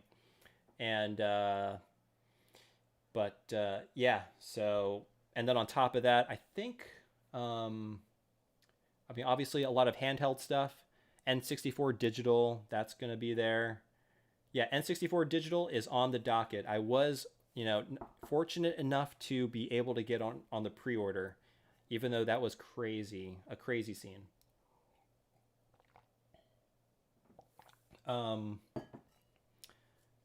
yeah, actually, let me put all the used capacitors here. That'll be kind of cool. So you can see all the caps that we removed.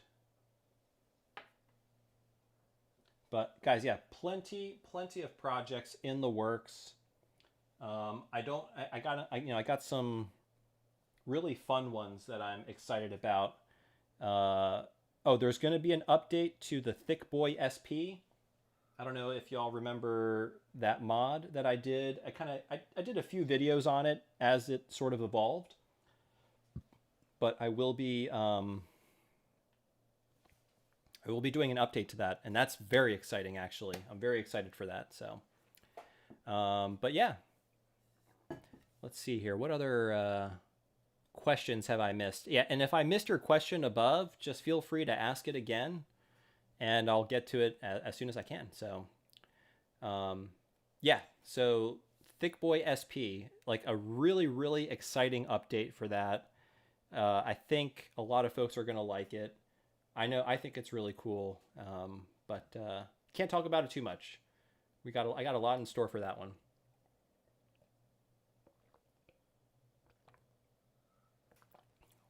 Yeah, I know. It was kind of one of the more fun videos that I did because it's kind of like a mod. I mean, I wouldn't say that I created it, but basically it was like kind of trying to put a bunch of things into one, and I really hadn't seen that before, so it'll be something a little bit fresh. Oh yeah, definitely updated the Thick Boy, so that's gonna be a lot of fun. And I probably what I'll do in that video, I'll probably show like how it progressed, because really it started first with wireless charging, then it in the original shell, then it evolved into making the battery cover bigger actually it was just an add-on shell to fit the wireless charging. And then I think we also added Bluetooth to that. And then the third iteration was Bluetooth headphone jack wireless charging. But it was just a wiry mess. And the next version will not be a wiry mess. So that's all I'm going to say there. I'll leave it at that. It'll be really cool. I think you all are really going to like that video.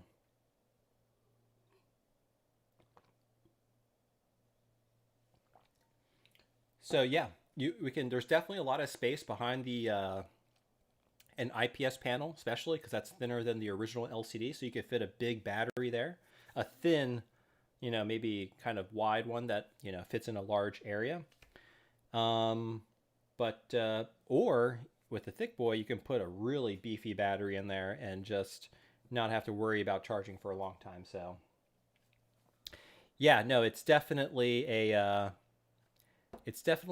very niche market for sure. I'm sure there's just a few. I mean, the retro modding community is fairly large, so a niche is still a good sized group of folks. So, but yeah. All right, what time is it, guys? 8:40. So I was definitely thinking of going to at least 9 o'clock. Well, I guess what I could show you is what I'm going to do next. So let me do that. So let me go ahead and change this. Let's see here, mod camera. Okay. All right, so y'all saw we replaced all these capacitors. The power supply has been completely refreshed. So let's set that aside. And these are the capacitors I'm going to be replacing next. And it's going to be on this board right here.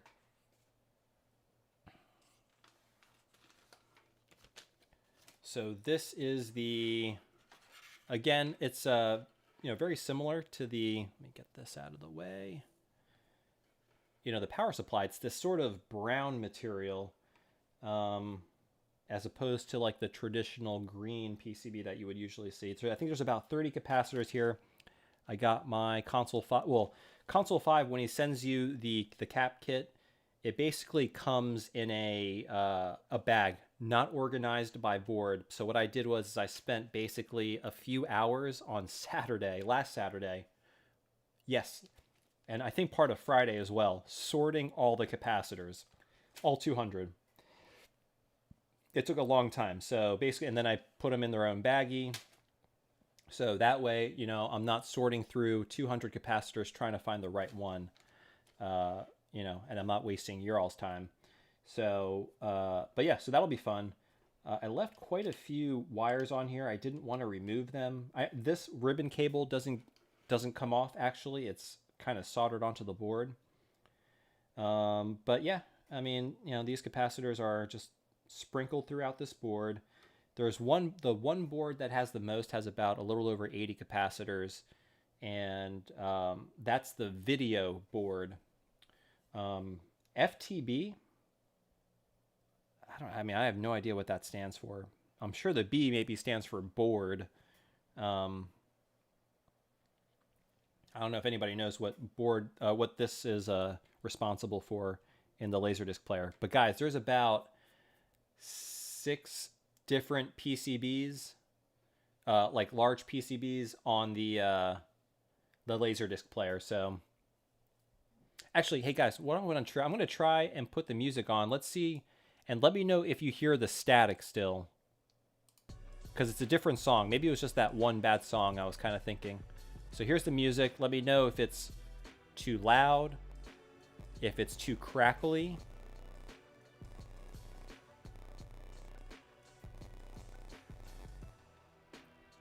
Oh, okay, so let me see here. Oh,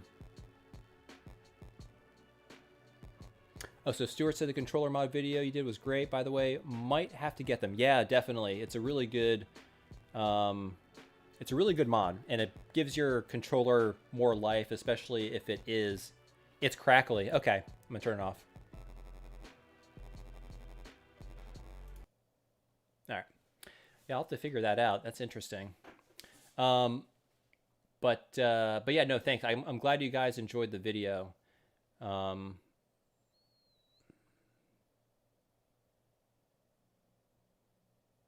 Oh, and Joseph, oh, good, you ordered some.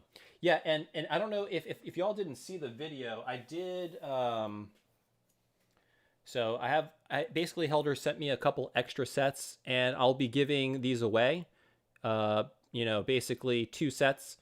So all you got to do is, and I'm just, there's like, there's a lot of websites that do this, but random comment chooser, leave a comment in the video, and if you get chosen, then you get a free Helder PCB joystick drift fix. So,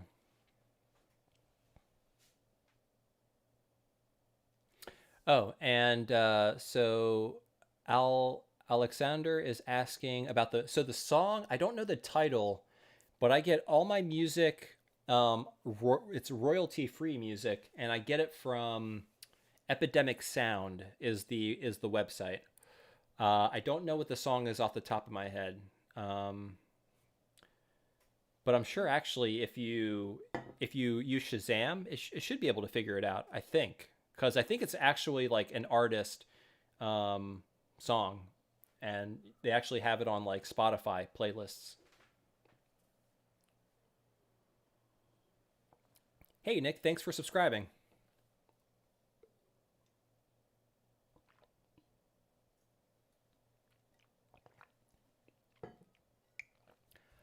Hey, hi one or Hig H1 guy. Thanks for subscribing. Let's see. Yeah, Mad Blaster. I'm pretty sure Shazam should be able to pick it up. Netonator, how's it going, buddy? All right. Yeah, just give it a try, Alexander. It should come up. I don't know. I don't know the exact song. I had a couple songs in that video. I think maybe like 3 or 4. All of them are from Epidemic Sound.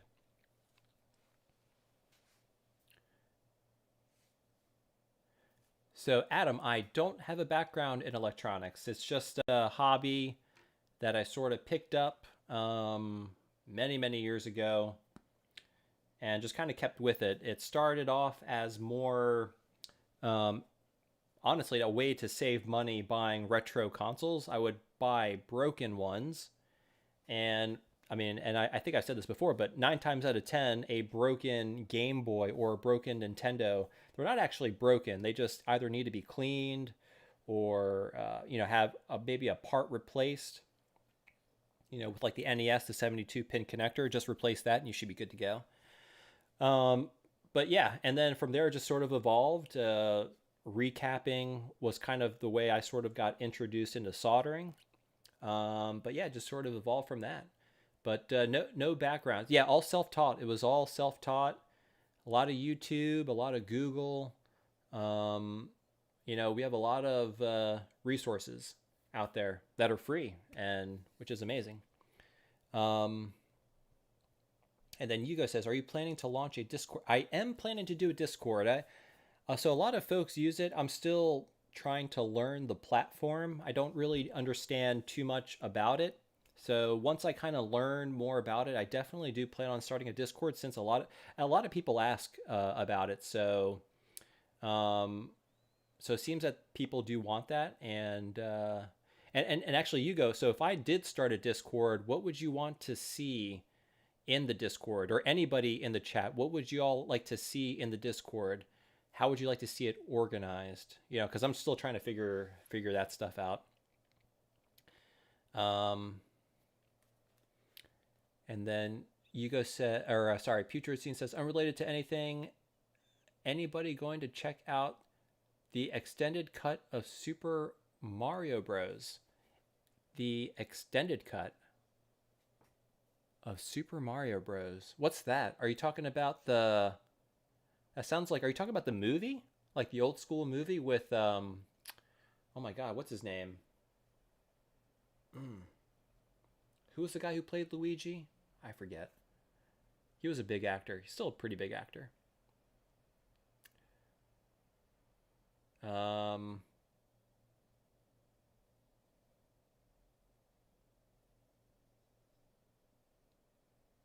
Hey, Lauren, you are my favorite YouTuber. Hey, thank you. Awesome. That really means a lot. That's awesome.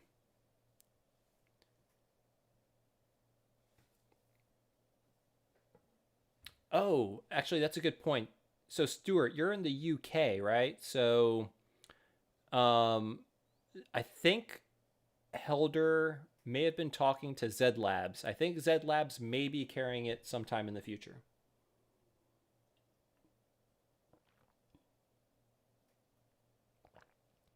Oh yeah, definitely, Mad Blaster. If I have any questions, I'll let you know. Cause yeah, I'm like, Discord is completely foreign to me.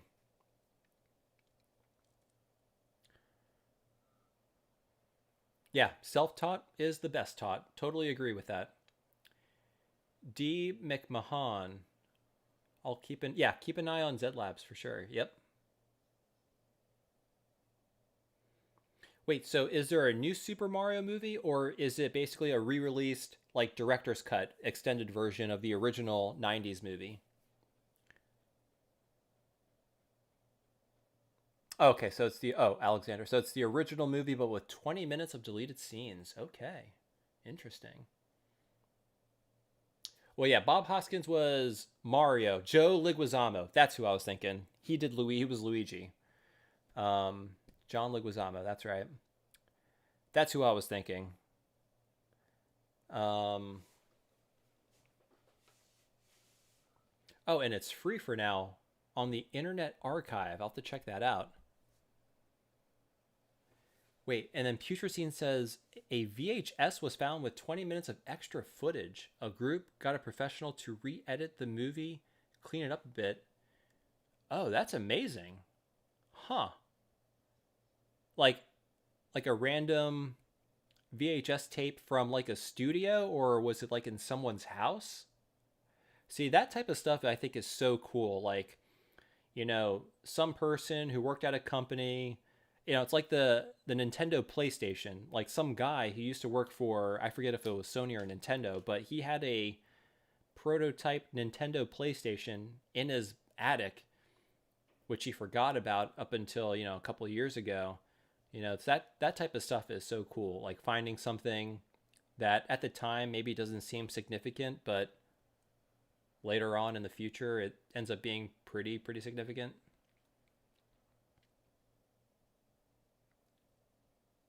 You're welcome, Stuart. Not a problem.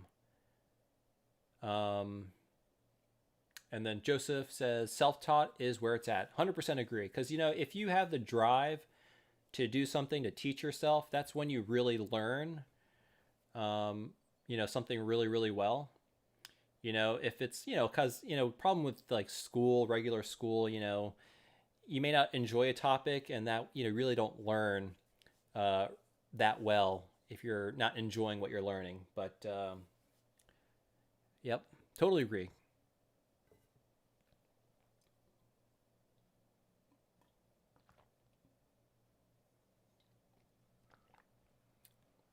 Yeah, the Turbo Express is a tough console to recap. It's so tightly packed. They're all surface mounted components. That's a tough one. It's a fan edit. That's pretty cool. Yeah, if it's see, that's a nice thing also, like fan edited, videos or fan translation for video games. Those are like passion projects, and they usually, I feel like, do a better job than, maybe the actual studio that made the movie or makes the game. All right, so Adam says, nice. I also got into electronics by repairing broken stuff. Amazing how often it's just a tiny fault. Totally agree. Like, these things are pretty robust. It's, I don't think I have yet. No, that's not true. I think I found one Game Boy Advance that I couldn't fix, but I really haven't run into a console that I wasn't able to bring back to life. It's usually just something simple. Yeah. Hey, thanks for the sub. I can't read that. It's Cyrillic, so I don't know if it's Russian or I don't know if the Ukrainians use the same alphabet, but thank you for subscribing. And then Techno Gatsby says, making me want a LaserActive, my man. Nice work, Tito. It is my rig, or is the audio lower than usual? So I think, yeah, someone was saying the audio was, I'm going to turn the gain up a little bit more. Is that better? Is that too loud now? Because I know some people turn their volume up high to compensate, and I'm afraid I don't want to blow their speakers out. Is that better volume wise?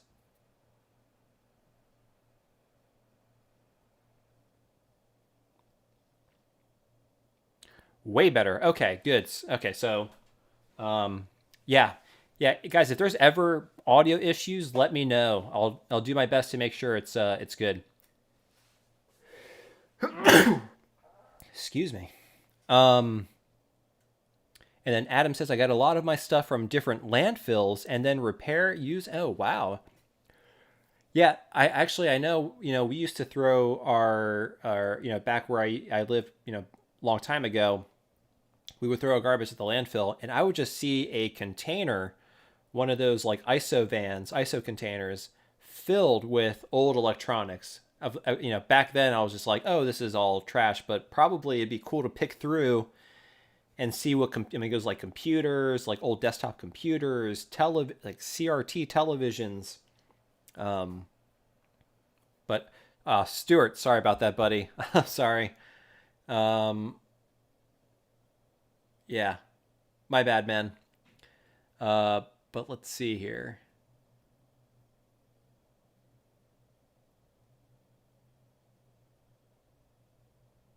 Oh, really? So some of the Star Wars movies had fan edits. Huh, that'd be interesting to see.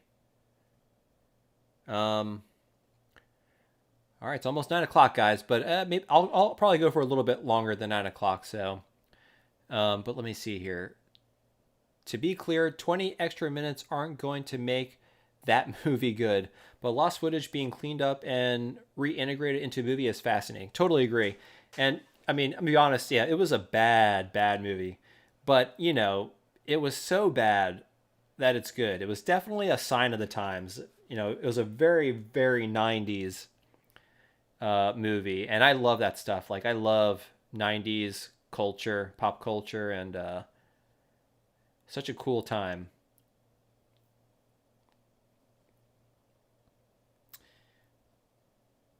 All done in 4K. Wow. I don't even have a 4K TV yet, guys. So I'm still waiting for that. Oh, and then Ryuji says, "Are you going to do PS3 or PS4 mods?" I'm probably, you know, it's on my. I got a long list of video ideas for the PS3. The one video I had an idea of maybe doing is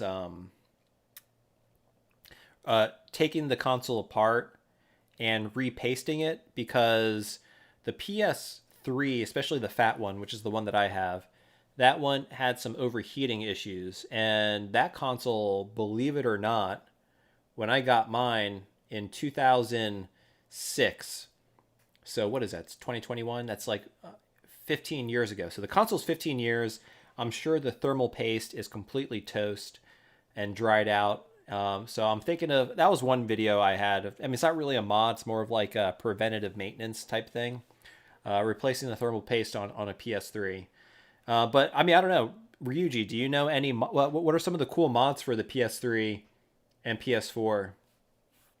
I mean, they already have HDMI out, so they have a good clean image. I guess maybe like a different shell, but yeah. AFGV, thank you for subscribing. Also check the caps on the fat PS3. Oh, interesting. Oh, like the surface mounted caps. Do they go bad? I didn't realize that. I mean, they are getting older. I mean, I can't believe. I remember I camped out for 2 days. Was it 2 days? I think it was 2 days, maybe more. No, it was definitely 2 days. For the PS3, I camped out in front of a Best Buy to get the PS3. It was the only console I ever camped out for.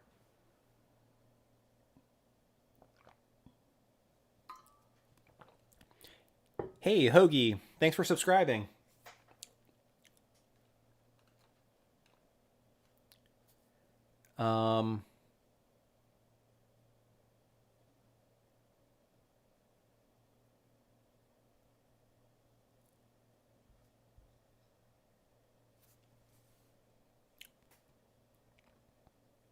So the Star Wars stuff was amazingly done.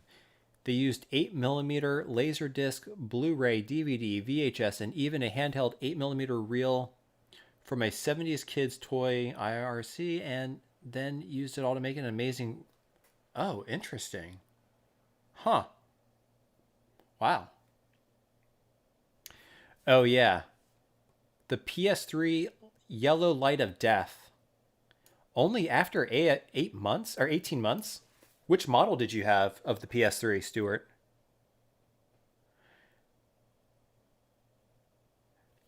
Oh, and Ryuji is saying jailbreaks or shells. Yeah.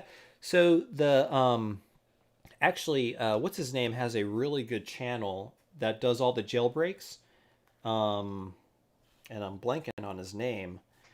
You know, I've never been, you know, too good at like the computer jailbreaking and you know, homebrew, all that type of stuff. So I probably won't do that type of stuff just because I also don't have like the right setup for it.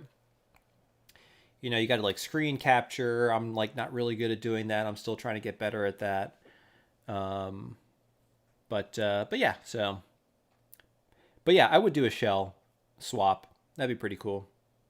Yeah, because the one thing I didn't like about the PS3 was the very piano black, glossy fingerprint magnet shell. I didn't like that too much. I would definitely replace the shell on the PS3, the original one.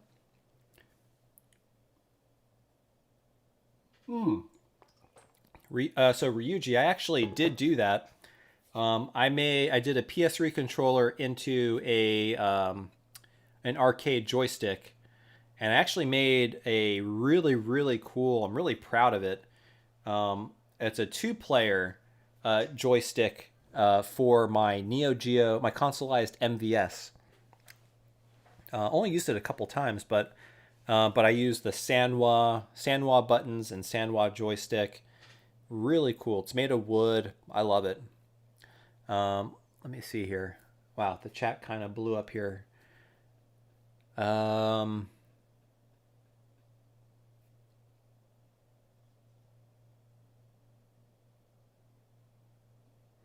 oh yeah, yeah. The PS3s got hot, so you definitely got to put them in like a really well ventilated area for sure. I remember playing the PS3 in my room when I was younger, and it during the winter, and it would warm up the room.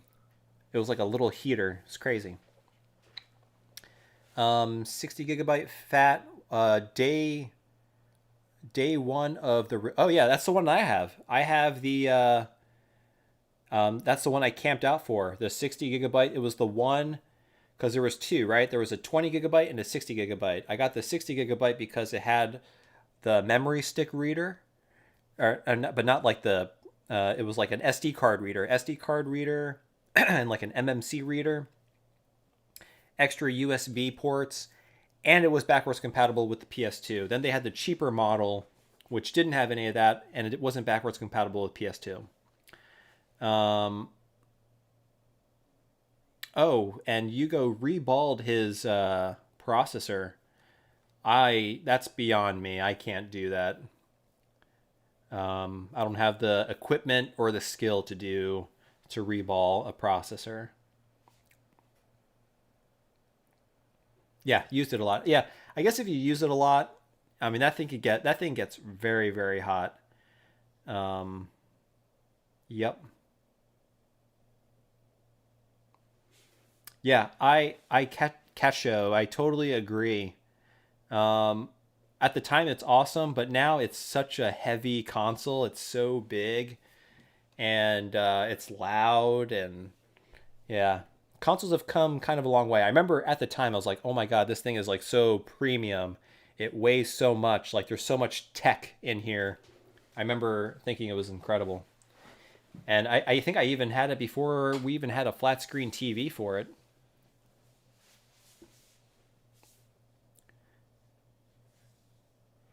Hey, Paranoid Android, you're welcome, buddy. Have big collection of IPS handhelds thanks to your videos. That's awesome, dude. I'm so glad the videos were helpful. I also, too, have a large collection of IPS modded handhelds as well, so. All right.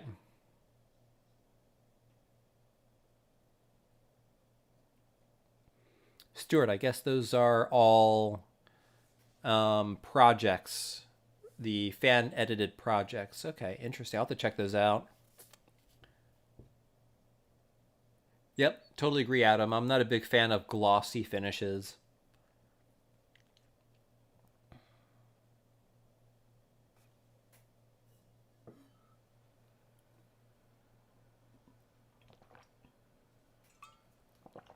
Mm-hmm. Yeah, definitely. The 60 gigabyte PS3 was definitely the way to go. And now they're actually, I think, increasing in value because they're backwards compatible with PS2. And the nice thing with the PS3, especially the original fat model, 60 gigabyte, is it could play PS1, PS2, and PS3 all in one console. And I think it was, I think the output video quality isn't the best for those, but it's a nice option for people who want to play PS1, PS2, and PS3 in a single system. Um,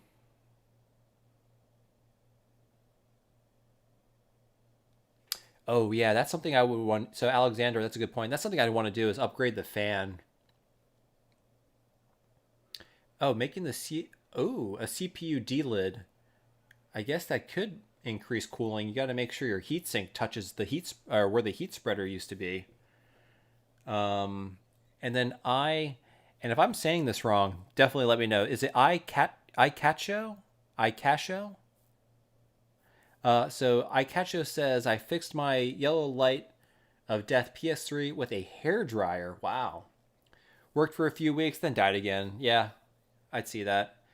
Enough to make a backup and get all my... Yeah, that's good. Because that's the one thing I'd be really mad about is if I wasn't able to get my saves off of it.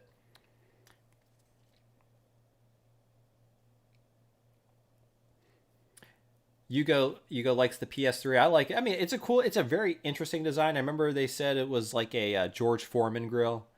So, oh, and McMahon got a super slim PS3 model. I bet you that thing is super reliable.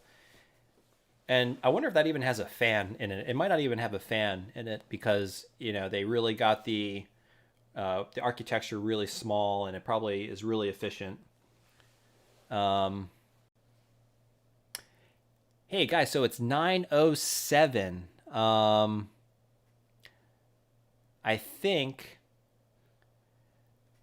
I might call it an evening, unless anybody has any burning questions. Oh, so yeah, I got it. Ikacho. Okay, got it. Ikacho. Okay, good. I was pronouncing it correct.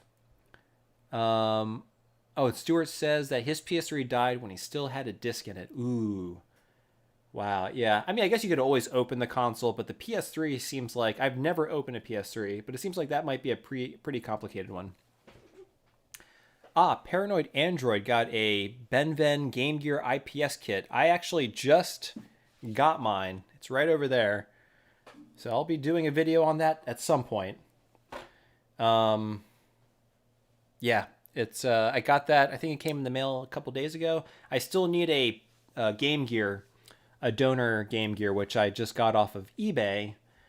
And then I also ordered a cap kit because the Game Gear is going to need to be capped.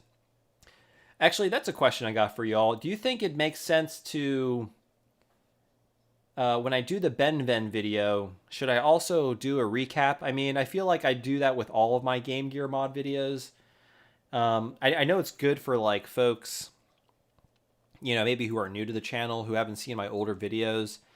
But, oh man, it's such a pain in the butt to film doing the recap job. I'm just wondering, what do you guys think of actually maybe including it? I mean, I'll include it if you guys think it's useful, but maybe I'll just say, hey, I did it. And then look at this video. I did the recap video. I did a recap in that video that you could reference. So, yeah, Stuart. I mean, the Game Gear mods, I've done, I think, three different ones. I did the Retro 6, I did the McWill, I did the Retro Kai. And after doing them, after you do the first one, I think it's, you learn a lot from it, and it actually becomes easier. Oh yeah, no, Stuart. The recap is absolutely, you have to do it. I'm just wondering if I should include it in my video though.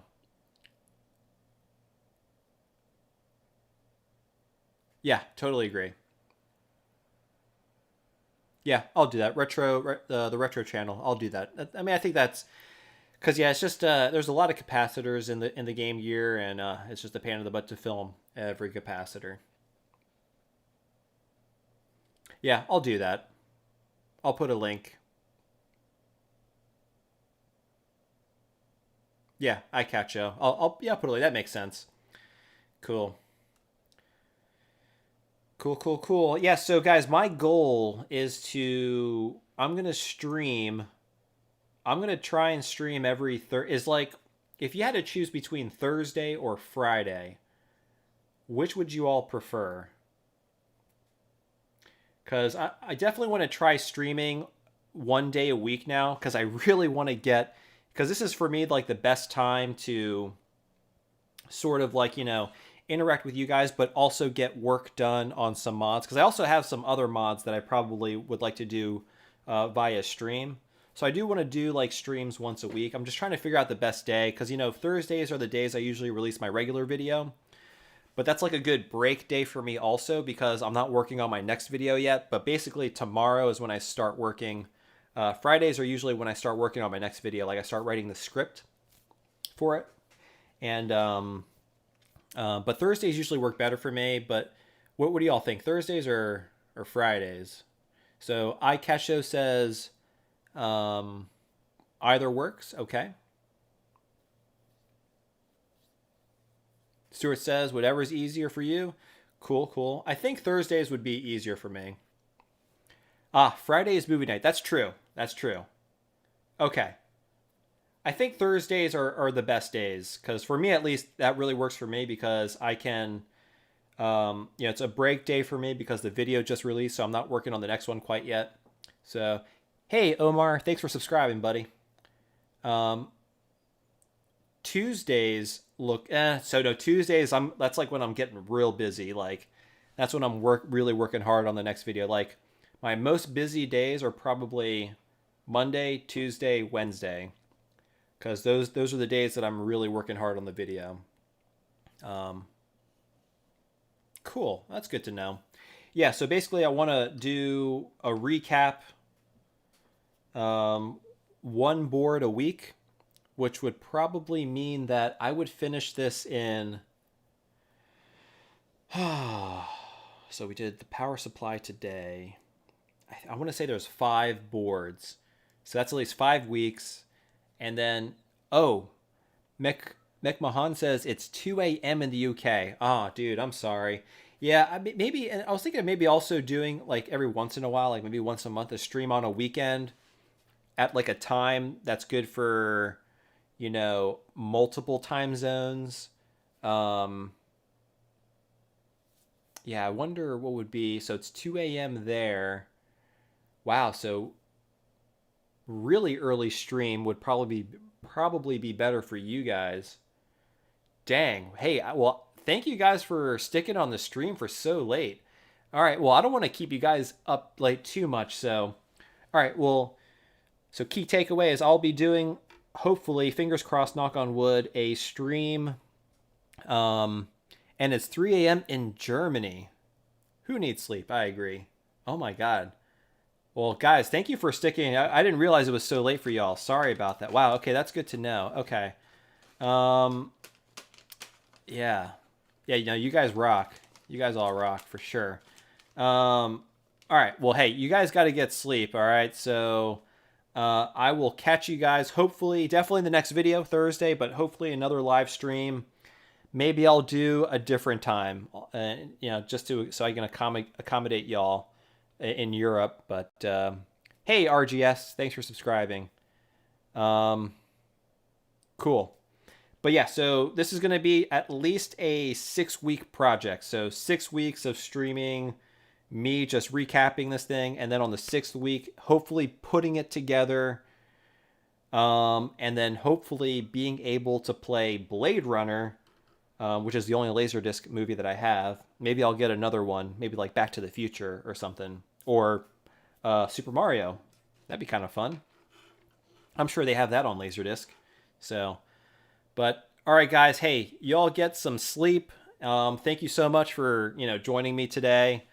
Yeah, and yeah, thank you all so much for watching the videos, watching the stream. So I will see you guys next Thursday at a minimum. So take care, everybody. Have a good night. Be safe. And I'll see you all next Thursday.